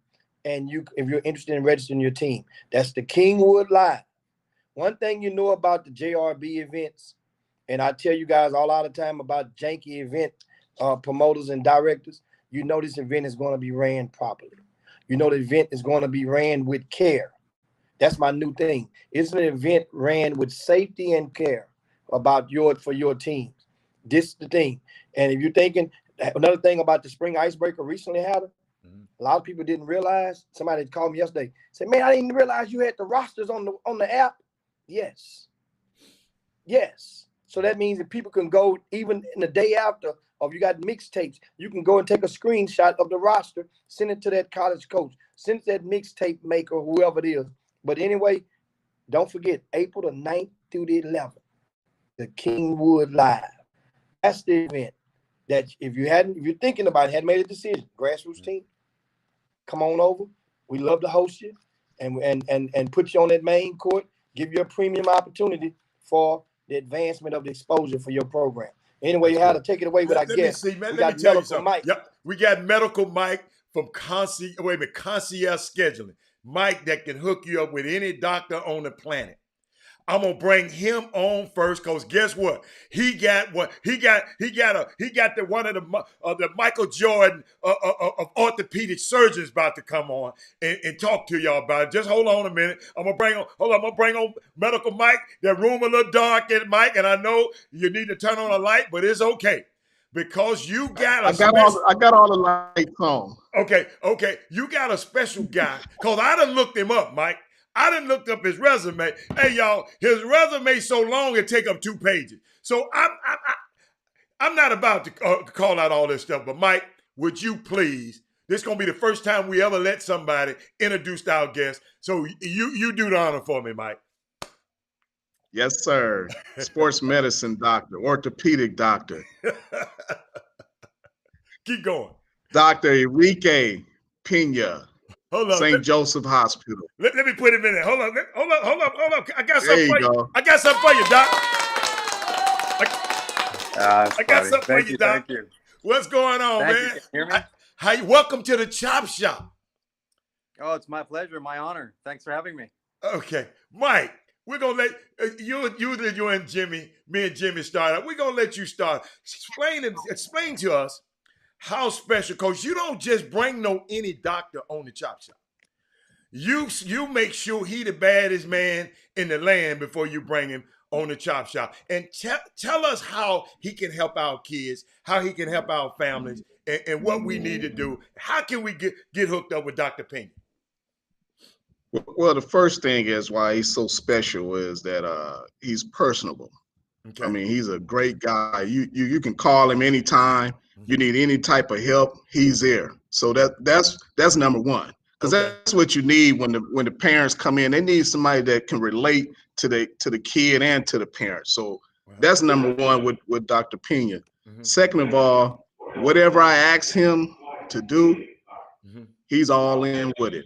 Okay. You know, so that's what I need on the team. When I need to call someone, Jimmy called me and said, hey, I need to get somebody in. I need to be able to get on the phone, call Dr. Pena, say, hey, I got somebody for you. Just like yesterday, I called him yesterday. I said, I got somebody for you. He said, I'm on it, Mike. And he called, and it's a listener of the Chop Shop. I ain't gonna call their name because they might not want to be on blasted on the air. That's good. That's good. Yeah. That's good. So that's why he's special. And then, you know, he's sports medicine, and you know, it's a range of things he can help you with: shoulders, knees, and I let him explain all that good stuff to you. But one thing is we can get you in the same day for the most time, and definitely the second day we can get you scheduled with their staff. Jim, so you got something for Dr. Pena? Hold up, Jimmy, you got something for Dr. Pena? Man, Dr. Pena is like the GQ of doctors, if I'm not mistaken. he got the balance and everything out, man. He's sitting there and you know, but now get into it now. When March Madness is going on, Coach, and give us a little bit about your affection to sports and how did you get into the business, and also and what brought you to Houston? Oh, sure. So born and raised in San Juan, Puerto Rico. We used to joke there are three passions in Puerto Rico: politics, sports, and shopping. So we all grew up really heavily with sports. Obviously, back home, the three major sports are baseball and basketball, and some volleyball sprinkled in. So I think that the passion for sports has been there, you know, through all my life.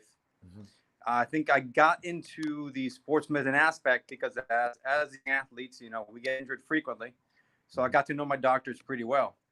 And through that relationship, I sort of identified with them, and I saw myself as a possible physician in that same sort of platform. So I was lucky enough through my education to obviously have very good mentors, and those mentors had very good friends. And through those connections and friendships, I was able to, you know, learn under the wing of some of the top surgeons in the world, some of which are, you know, my colleagues here in Houston. So I came here to complete my training, and my wife also came with me, and she also finished her training here in Houston. And one of the few cities we've lived in the U.S. This was definitely one of the ones we wanted to call home. So that's how we ended up here in Houston. The people are so warm. They're so inviting, such a family atmosphere, and without question, sports crazy, which is what I love. Okay. And when I talked to you earlier, you said go Cougs. What's your affinity for the Cougs? Just cause they're from Houston, or you got a tie in with Cougs? Well, not only because of Houston, but during our training, we were part of the training staff of the Cougs. So there's a deep affection for the Cougs. So they're hard to watch because I can get a little emotional watching them play. Wow. But deep affection. I got another one for you, Doc. My favorite guy from Puerto Rico, JJ Burrell. Oh, yeah. You have a chance to meet him? You ever had a chance to meet him? Great guy. Yeah, great guy. He's about an inch shorter than me. He is a great guy and an incredible athlete, and we're so proud of him. It's ridiculous. What you got, Mike? Jimmy? So you know who is his other guy? Your guy is his guy. Who? Who you Mr. like, Harden, Coach? James Harden. You like He like James Harden. you, my man, Doc. Doc, Oh Lord. we gotta talk, Doc. Doc, Doc, I got you, Doc. Doc, we go, Doc. As soon, Doc, I just got my second shot today, right? Soon as this stuff clear up, we going to Brooklyn, baby. Don't even worry about it. We All right. going to Brooklyn. Where Brooklyn at? And Where wear Brooklyn that at? shirt you got on. And wear that shirt you got on, Doc, too, when you go to Brooklyn. Wear that. Wear that. I Hey, gotta Doc. remind him where he made his name. Hey, Doc, what size you wear, Doc? What size you wear, Doc? Extra large. Hold on. Y'all talk. I got something for Doc. And so Oh, my now, of God. course, Doc, I got a question.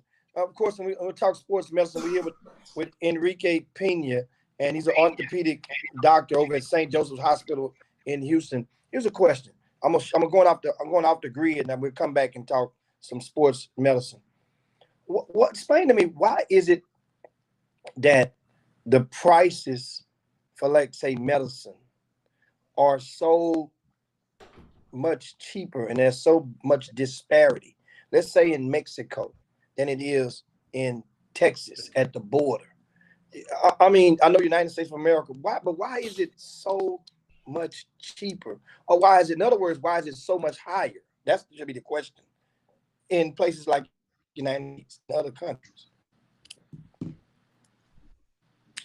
Mike, you want to take that question or want me to try to handle it? Or Oh, you go ahead, because I need to know. I want to know that answer myself, Doc. well, there are a couple of, I was gonna say, if you're really interested, there are a couple of documentaries trying to establish like the reasoning and the why. But I do believe it has to do with just the regulation of the actual industry. And whether it's government regulated or government subsidized, usually what happens is in countries like Mexico, and a lot. So there's much more, I guess, the free market, the free capitalism here in the United States. So really, the pricing is not regulated to a certain degree. So the companies can actually upcharge to whatever they feel like it, or they think it's a reasonable price, which obviously for us happens to be horribly unreasonable. But it definitely has to do with a lot of the pricing regulation and the government involvement in that regulation. So that's really the biggest issue. Regulation. Hold up, Doc. Doc, I'm gonna make sure Mike get it. Hold on, Doc. That's yours, That's Doc. a good one. That's yours, Doc. Ain't but one of a kind, Doc. They made it especially for me. And I said, no, let me tell you something. I'm gonna wait because I don't wear people's I don't wear guys on my stuff. So guess what, Doc? I'm get that to Mike. I'm gonna make Doc, sure you got when it. you get that shirt, you make sure you hold it up by the arms and smell it before you put it on, Doc. Doc, You know, it's brand new, make sure Doc. Doc, ain't nobody never tested. It's brand new out the package. I mean, that's yours. I'm gonna make sure Mike get it. Make sure you get it. And guess what? And if you get me your favorite jersey, if you get it to Mike, I'll make sure James sign it for you. All right. Awesome. Say no Appreciate more. it. Say no more. Incredible. Now, So one thing I want to say. Hold up, Mike. What Mike? What'd you say, Mike? No, go ahead, Jack. Go ahead, Hicks. Come on, Jimmy. I just want to give a quick shout out from Alex Sistero, and he says, Dr. Pena, shout out to a Boricua. Did I say it right? Boricua. Boricua. Hey, that's what they say on the song, Heather. Boricua. Hey, Fat Joe, baby, Fat Joe. What? Hey, and Yeah. tell them about. Coach, what about says- Tostones, Mofongo, Arrocan, Grandiose? Arroz con pollo. That sounds like a big old plate of pork. That's what it sounds like. Yeah. And the Puerto a lot Rican of Diamonds of flavor. baseball. A lot of flavor. You would love it. Absolutely. We got a couple places here we can go over to for you to try. No, Doc. Really? Doc, I was over in Puerto Rico. They tried to make me eat some bananas. The bananas, what they call them, plantains. Yeah, plantains. Yeah, fried bananas or something. What is it? I said, no, I don't want that. Doc, I didn't really like the food over there, Doc. You did it? No, when I was over there. No, Oh, no, I didn't. I mean, I just, you know what? It's an acquired taste. I'll put it like that. Doc, okay. somebody got a little static in the background. Hold up. Yeah, I can hear static. I don't know where it's from though. Huh? I hear the static too. Is it Oh, me? okay. It might be Doc. But carry on, Jimmy. Mike, Yeah, you were about now- to say something. Now we were talking about food, and I wanted to ask another person. Houston is one of the for cuisine, and because restaurants from vast variety. How can you tell us now? How do you tell authentic Mexican restaurant or Latin restaurant versus the regular Joe's?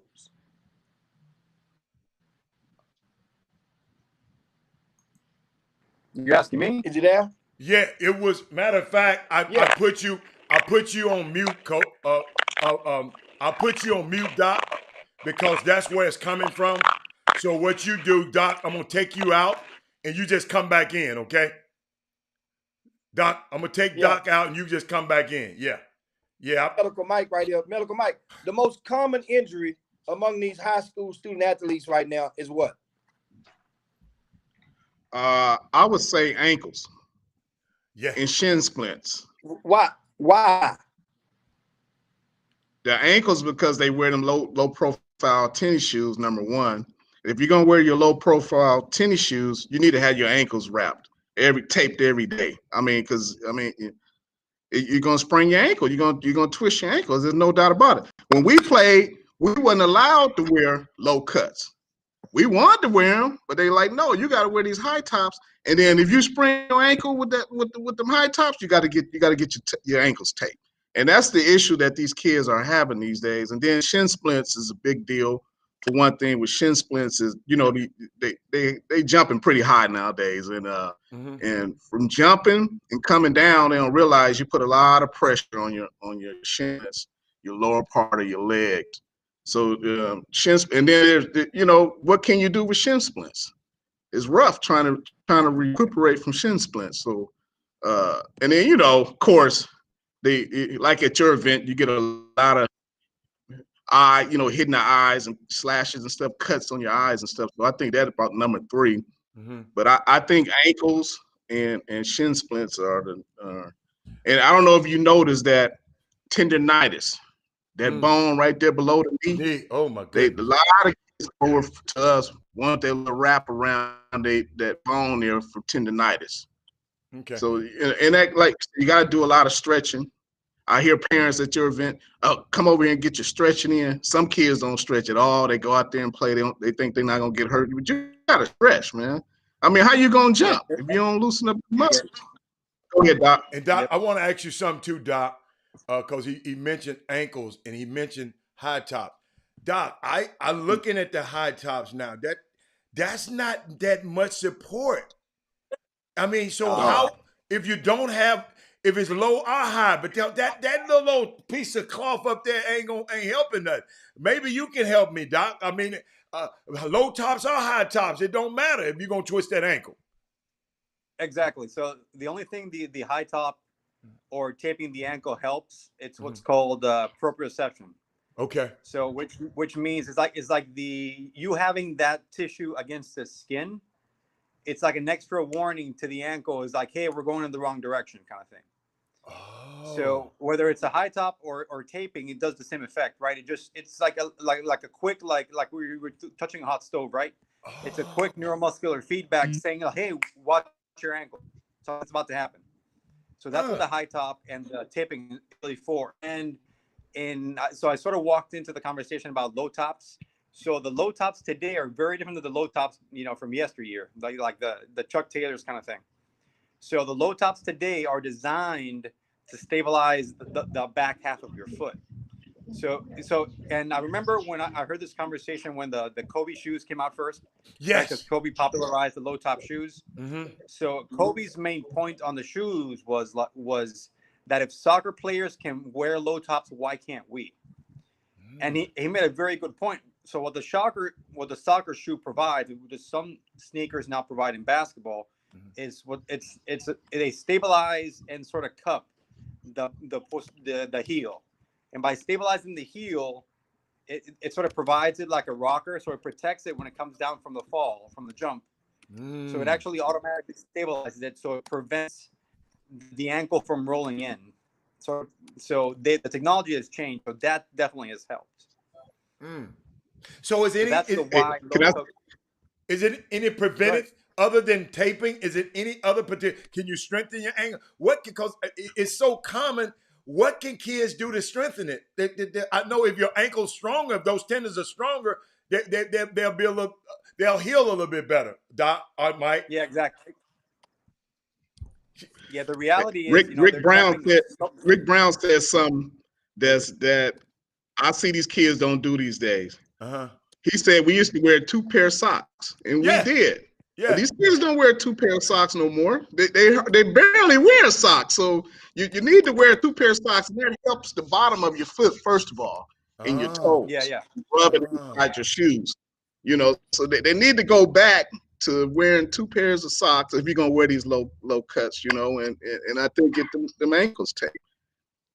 No, 100%. Those ankles are rough. Yeah, like the tighter the ankle and the rear of the foot feels, the safer and the more functional the foot's going to be. So that's why depending on that's why all these soccer players, I'm sorry to keep going back to soccer. No, they usually wear their sneakers like incredibly tight or even a size down, because they want that shoe to feel like part of their skin. So they really, you can argue low top, high top, but the most important thing is tie the damn sneaker up. I don't want to see you warming up with like a half-tied shoe. I was like, and you just looking at me like, no, I can play like this. I played like this before. I'm like, no.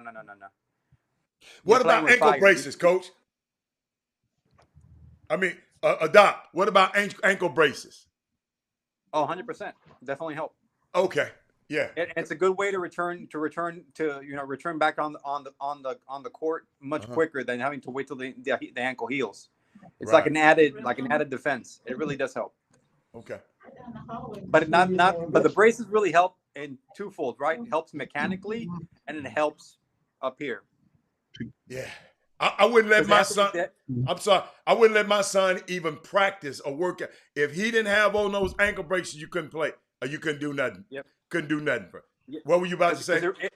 Exactly, because it reminds them to be careful, to be mindful when they jump, to come down safely. So it's like a constant reminder when they're moving. Hey, I never your looked at ankle's it not like 100%. that. You got to be safe. I never looked at it like that. I never. What you got, Mike? Right. Well, I want to give a shout out to Mr. Hicks over there with the spring icebreaker. I mean, it was with all going on in the world today. It was an amazing event. Doc and them had a great time out there, and I don't know. Have you guys ever been out to AAU? I don't think you ever been out to an event like that. So it was something special. We try to do it every year, and we looking forward to working with him more on those special events. And we just had a good time out there, man. And the event was eye-opening, top-notch, eye-opening. It was great. What you mean by eye-opening, Doc? Houston is amazing. Tell me what you mean. I was gonna say I was listening. Oh, the talent's ridiculous. Oh, the talent was incredible. The play was incredible. The competition. I was gonna ask Mr. Hicks. I'm like, you were mentioning before. There's an app where you can actually see the rosters of the teams. Yes. Yes. Now, do we have pictures of the kids and numbers? No, he ain't got the pictures. I was like, who the hell is that? Just the jersey numbers, the names, and their heights and their grades for most of the players. So most people, you know them because you're watching them and you see the jersey number. If you're watching, let's say, one of the live streams of you in person, and in the stands, it beats having to go and keep up with a big stack of paper. Because the game you're watching, you just have their roster. Yeah. And I would take 100%. And I tell people take a screenshot of it, then take a picture of the other game you're watching, screenshot that, and just go in your photos and go back and forth. I'll put them on one screen. and that's kind of like how you do it. But nope, this is not, that type of stuff is not common. That's not normal. A lot of event operators, and that's not to discredit, not an effort to discredit nobody, but going that extra effort to provide that type of comfort for the spectators is rare in grassroots basketball. It is. No, definitely, but it helps the fandom. It helps create, Of course. create a culture, because now that you're invested, you know the kids, you're wondering where they're going. You're creating fans. You're creating, you're creating family, right? People get invested because they know them. No, those Houston squads. Oh my God, jeez. It gets better. Hey, it gets better. He gonna have some events later in the season. It's gonna get better. It's gonna get better. Well, I hope we're a part of those events, and we're looking forward to the upcoming events. If you need to reach out to Concierge Scheduling, you give us a call or text us at 713-979-0334, and someone answer that call. Or if you're at work and you can't talk, just text us, and we'll reply to the text. We have all types of doctors, a range of doctors that we can help you with. So feel free to reach out to us. And Dr. Pena and Dr. Fred Speck and Keon and Dr. Liang, they waiting and ready for to see someone that they can help. So please feel free to call Mike or the concierge line, and we can help you out. Now, Doc, want to ask you, in doing surgery, we asked Mike when you had briefly left, and what was the most common injury? I'm gonna ask you, what's the most common surgery that you performs in the orthopedic profession, and what is the most common cause of that injury of the surgeries that you perform, and how can they be avoided? Of course. Avoided would be, stay home in a bubble. Don't play. But the most common sports injuries are usually knee related. Obviously, I'm sports medicine, so I see a lot of injuries from the court or from the field. So a lot of the most common injuries are usually either it's a knee injury, so a meniscus tear will be the most common, second most common, followed by an ACL, and then in the youth or the athletic population, usually it's a shoulder dislocation. And then the older, I'll use the word middle-aged weekend warrior, will be a rotator cuff. So those are the four most common injuries I see. And are you there? Yeah, here. He's good. Yeah. And male or female? Oh, that's a great question. Knees tend to be female, most commonly. And Doc, I'm glad I got one for you, Doc, because I always hear about girls are more frequently to have ACLs. ACL, that Mike is going, ACL problem. Why? What's wrong with the structure of a girl's anatomy that allow her to have more ACLs than more prone to get an ACL than a young man? So believe it or not, that question has been studied for years. There's not one consistent answer, but I can tell you the conclusion we've come to. So one is the hips. Unfortunately, because the hips are wider than males, the knees have to come in, especially when they're jumping. That motion of the knee and the hip combined puts the ACL at risk. That combined with that, when they run or they jump, females are more knee dominant and males are more hip dominant. So meaning when the guys run, they activate more their glutes and their hamstrings. Versus when females run, they activate and they jump, they activate more their quadriceps. When they land. So we're built differently. There's no question we're built differently. Okay. Not only structurally, but neuromuscularly as well. So when they jump and they come to a land, they land differently. That landing puts them at risk for the ACL. That's why you see more ACLs in the female population, especially in pivoting sports like basketball, soccer or football, and volleyball as well. So they're without being, I hate to use those words because it makes me look maybe like the wrong. I'm giving the wrong impression, but structurally there's no question they're built differently. Yeah, real nice. Yeah, I like the way they built. They maybe, Yeah, maybe they just maybe they coach. Hey Doc, maybe they just wasn't made to play basketball. It just they was made to do. No. They made to do something Blasphemous. else. Huh? Blasphemous. No, I'm messing with. That is blasphemous. No, I finally. We got a lot of injuries from volleyball. Girls volleyball, a lot of ACL tears from volleyball. Girls playing volleyball. They do a lot of jumping. Yeah, exactly. Well, here's the thing. They jumped back in the 70s and the 80s, albeit they wore different sneakers. And you're not, it seemed like the amount of people who had to have surgery back in those days that played was dwarfed by today's student athletes. And does it all go back to you saying wear 2 pairs of socks? It has to be more than that. No. So I think the issue is, one, we have more people playing sports, right? So you have more people being exposed, and two, they never got evaluated or never got diagnosed. So you jumped, you injured on your knee. Oh, that's just your bad knee. Ice it, walk it off. We have practice tomorrow. So now there's much more of an interest in diagnosing and treating. Back then, it was like, well, you injured your knee, good luck, and that's it. Like the surgical options and our ability to perform surgery and to get you back on the court are much better than they are now than they were 10 years ago. And in 10 years, they'll be much better, and so on and so forth. Like we can do things now that we couldn't do 5 years ago.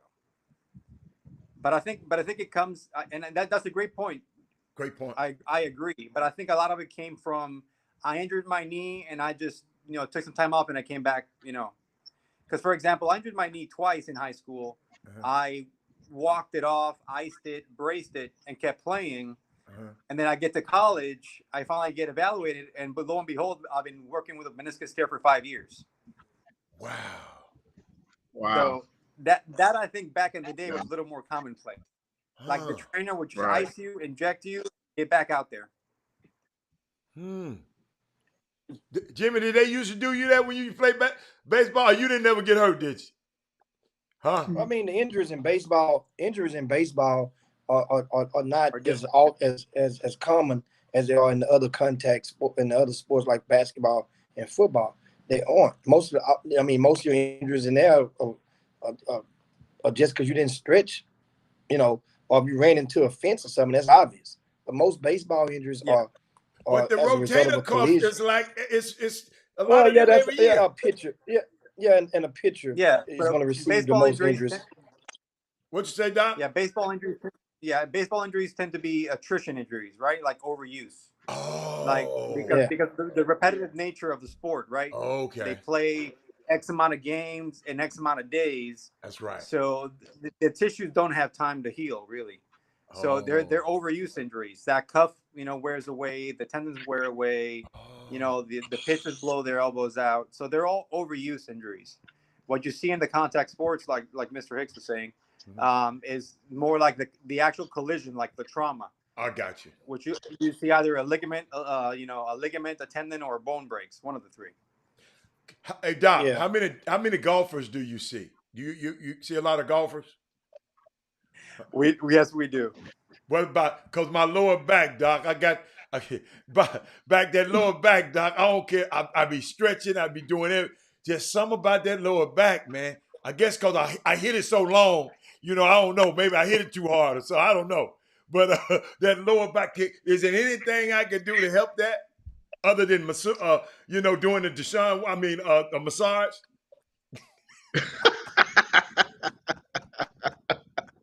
Is are anything you I can? texting Deshaun for recommendations? No, I messed up.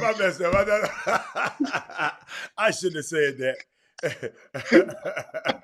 No, Obviously, a therapist would help and teach you some stuff you can do. It's literally Uh-huh. working on your mobility, right? Yes, Because sir. as we get older, the joints lose their mobility. And what happens is in the golf swing and in many other sports, Uh-huh. when the hips become tighter, when the knees become tighter, the Uh-huh. back has to compensate. Oh. So what happens? So it pretty much becomes whoever's not picking up the slack, the other joints have to compensate. So if your hips are tight, if your knees are tight, your back's got to compensate during the swing. So that's what, and you're just overusing your back. Oh. So you gotta work on the strength in your core and work on your mobility of all the joints. Okay. Otherwise, it's gonna keep happening. All right. I can't wait to go. We'll get off the show. I'm finna go work. I'm finna go to work as soon as I get off the show. Yeah, but now once again, Mike, can you tell them how they can get in touch with you? Now, of course, Yes. going through the weekend, some chances are somebody watching the Chop Shop is going to have a family member or someone they know that may incur an accident, and understand some of those people may have insurance, but then they, you work for HISD, Kelsey Seabowl not gonna be open to next week. You won't get an appointment. You won't be able to get in. Somebody's might have gonna play in one of these events this weekend and could possibly have an accident. What should they do? And tell them how the concierge can come and fill that gap and solve that problem for that family this immediately. Well, first of all, the ER is open 24/7. But before Okay. you go to the ER, you need to call me so I can give you advance notice so you don't be waiting in the lobby all night. So, I mean, the ER, if you got a serious injury, we need to go to the ER. But give me a call at 713-979-0334, and I can get you into the ER ASAP. Second of all, if you get hurt over the weekend, we can reach out to Dr. Pena and we can talk to him and he can tell us, yes, you can hold off to come in on Monday, or he tell us no, they need to go to the ER. But it's just simple as that. It's just calling ASAP and then we go to work on it. I like to work as soon as someone give me a call. I'm not gonna wait till tomorrow or the next day. I'm gonna make the call and see how we can get you in and get you taken care of, either at the ER or at the orthopedics office. The office is pretty lenient. They can get you in, like I say, the same day or next day. And Dr. Pena don't mind calling the parent and talking to them. So don't be shy. I'm here. The Chop Shop is putting it out to you, so you got somewhere you can call and reach out to somebody that's here to help. And this is no, I'm not going to charge you. This is no fee. We just doing this, to help people at the end of the day. There was no cost to this service. So like I say, you can text or call, either one, and ask for Mike. You don't even have to ask for me. You got a young lady named Teresa. She answered the phone. She answered all the text messages. If I don't get them, she passed. If she's not there, she passed it on to me. I see everything comes in on my cell phone when I'm not in the office, so we don't miss anything. I got one for you, Doc, before we leave. Doc, what about cryotherapy? What's your thoughts on it? And do you think it helps, or should kids do it? Or could kids do it?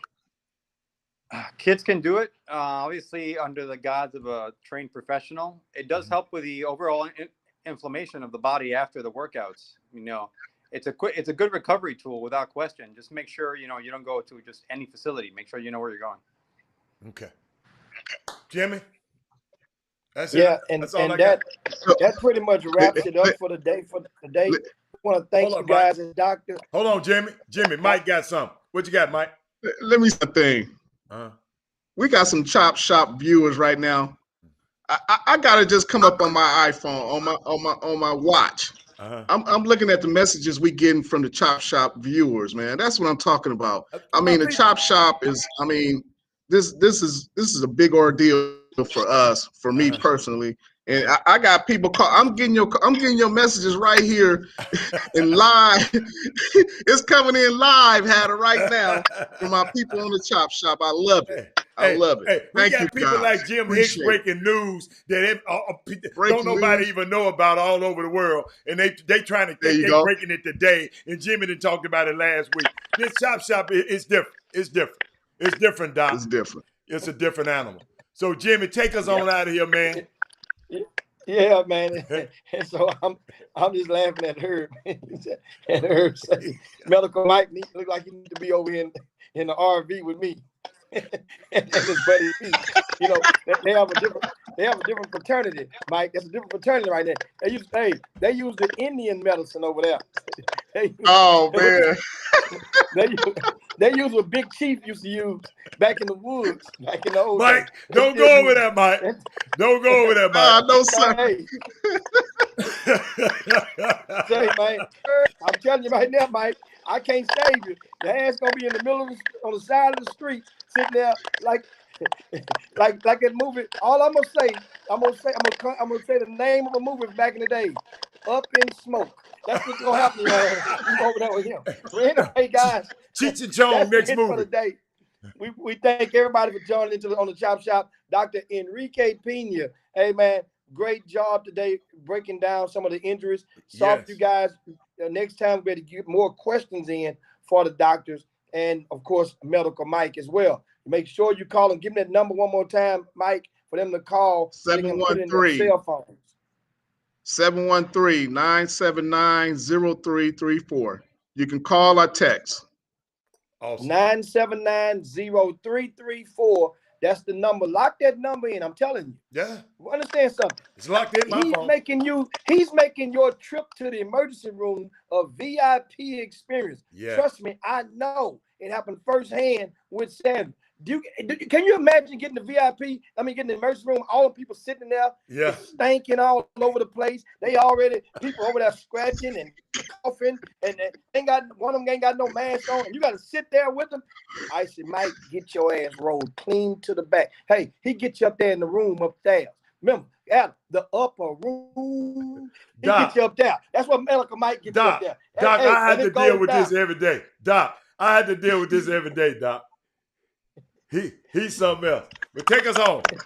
But anyway, guys, it's time to slide down Dino's back and yabba dabba do this thing on this baby Friday, which is Friday for us. It's Thursday for y'all, but it's the end of the week for us. See you guys, of course, on Monday. Guess what? One of those teams from Texas will have advanced to the finals. Will it be University of Houston? Will it be Baylor? Don't discount U of H, even though they're extreme underdogs. I'm telling you, don't discount these guys in this particular game. Sick 'em. Understand? Sick 'em. Okay. Butch Mike can't bite like you think he can. Remember that. That's all I'm gonna say. You won't.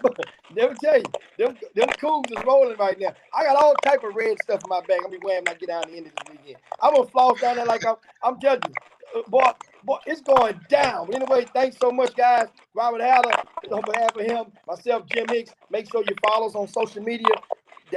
Our handles are right up on us. Make sure you follow us as well on all social media platforms, YouTube, the Gram, as well as Facebook. Share the show, if you will. Let other people know. Stop being so selfish out there. Meanwhile, make sure you send a Medical Mike, send him a message, and let him know that you appreciate the service he's providing in our community. And yes, by the way, he does not cost you a penny. People out there wondering, he ain't trying to hit you with a text message, or he's not gonna cash app you. You don't have to pay him to do all. No, don't worry about the mule. Just load the wagon. That's all I'm gonna tell you right now. And this GMX, we up out of here. See you on Monday. Chop chop.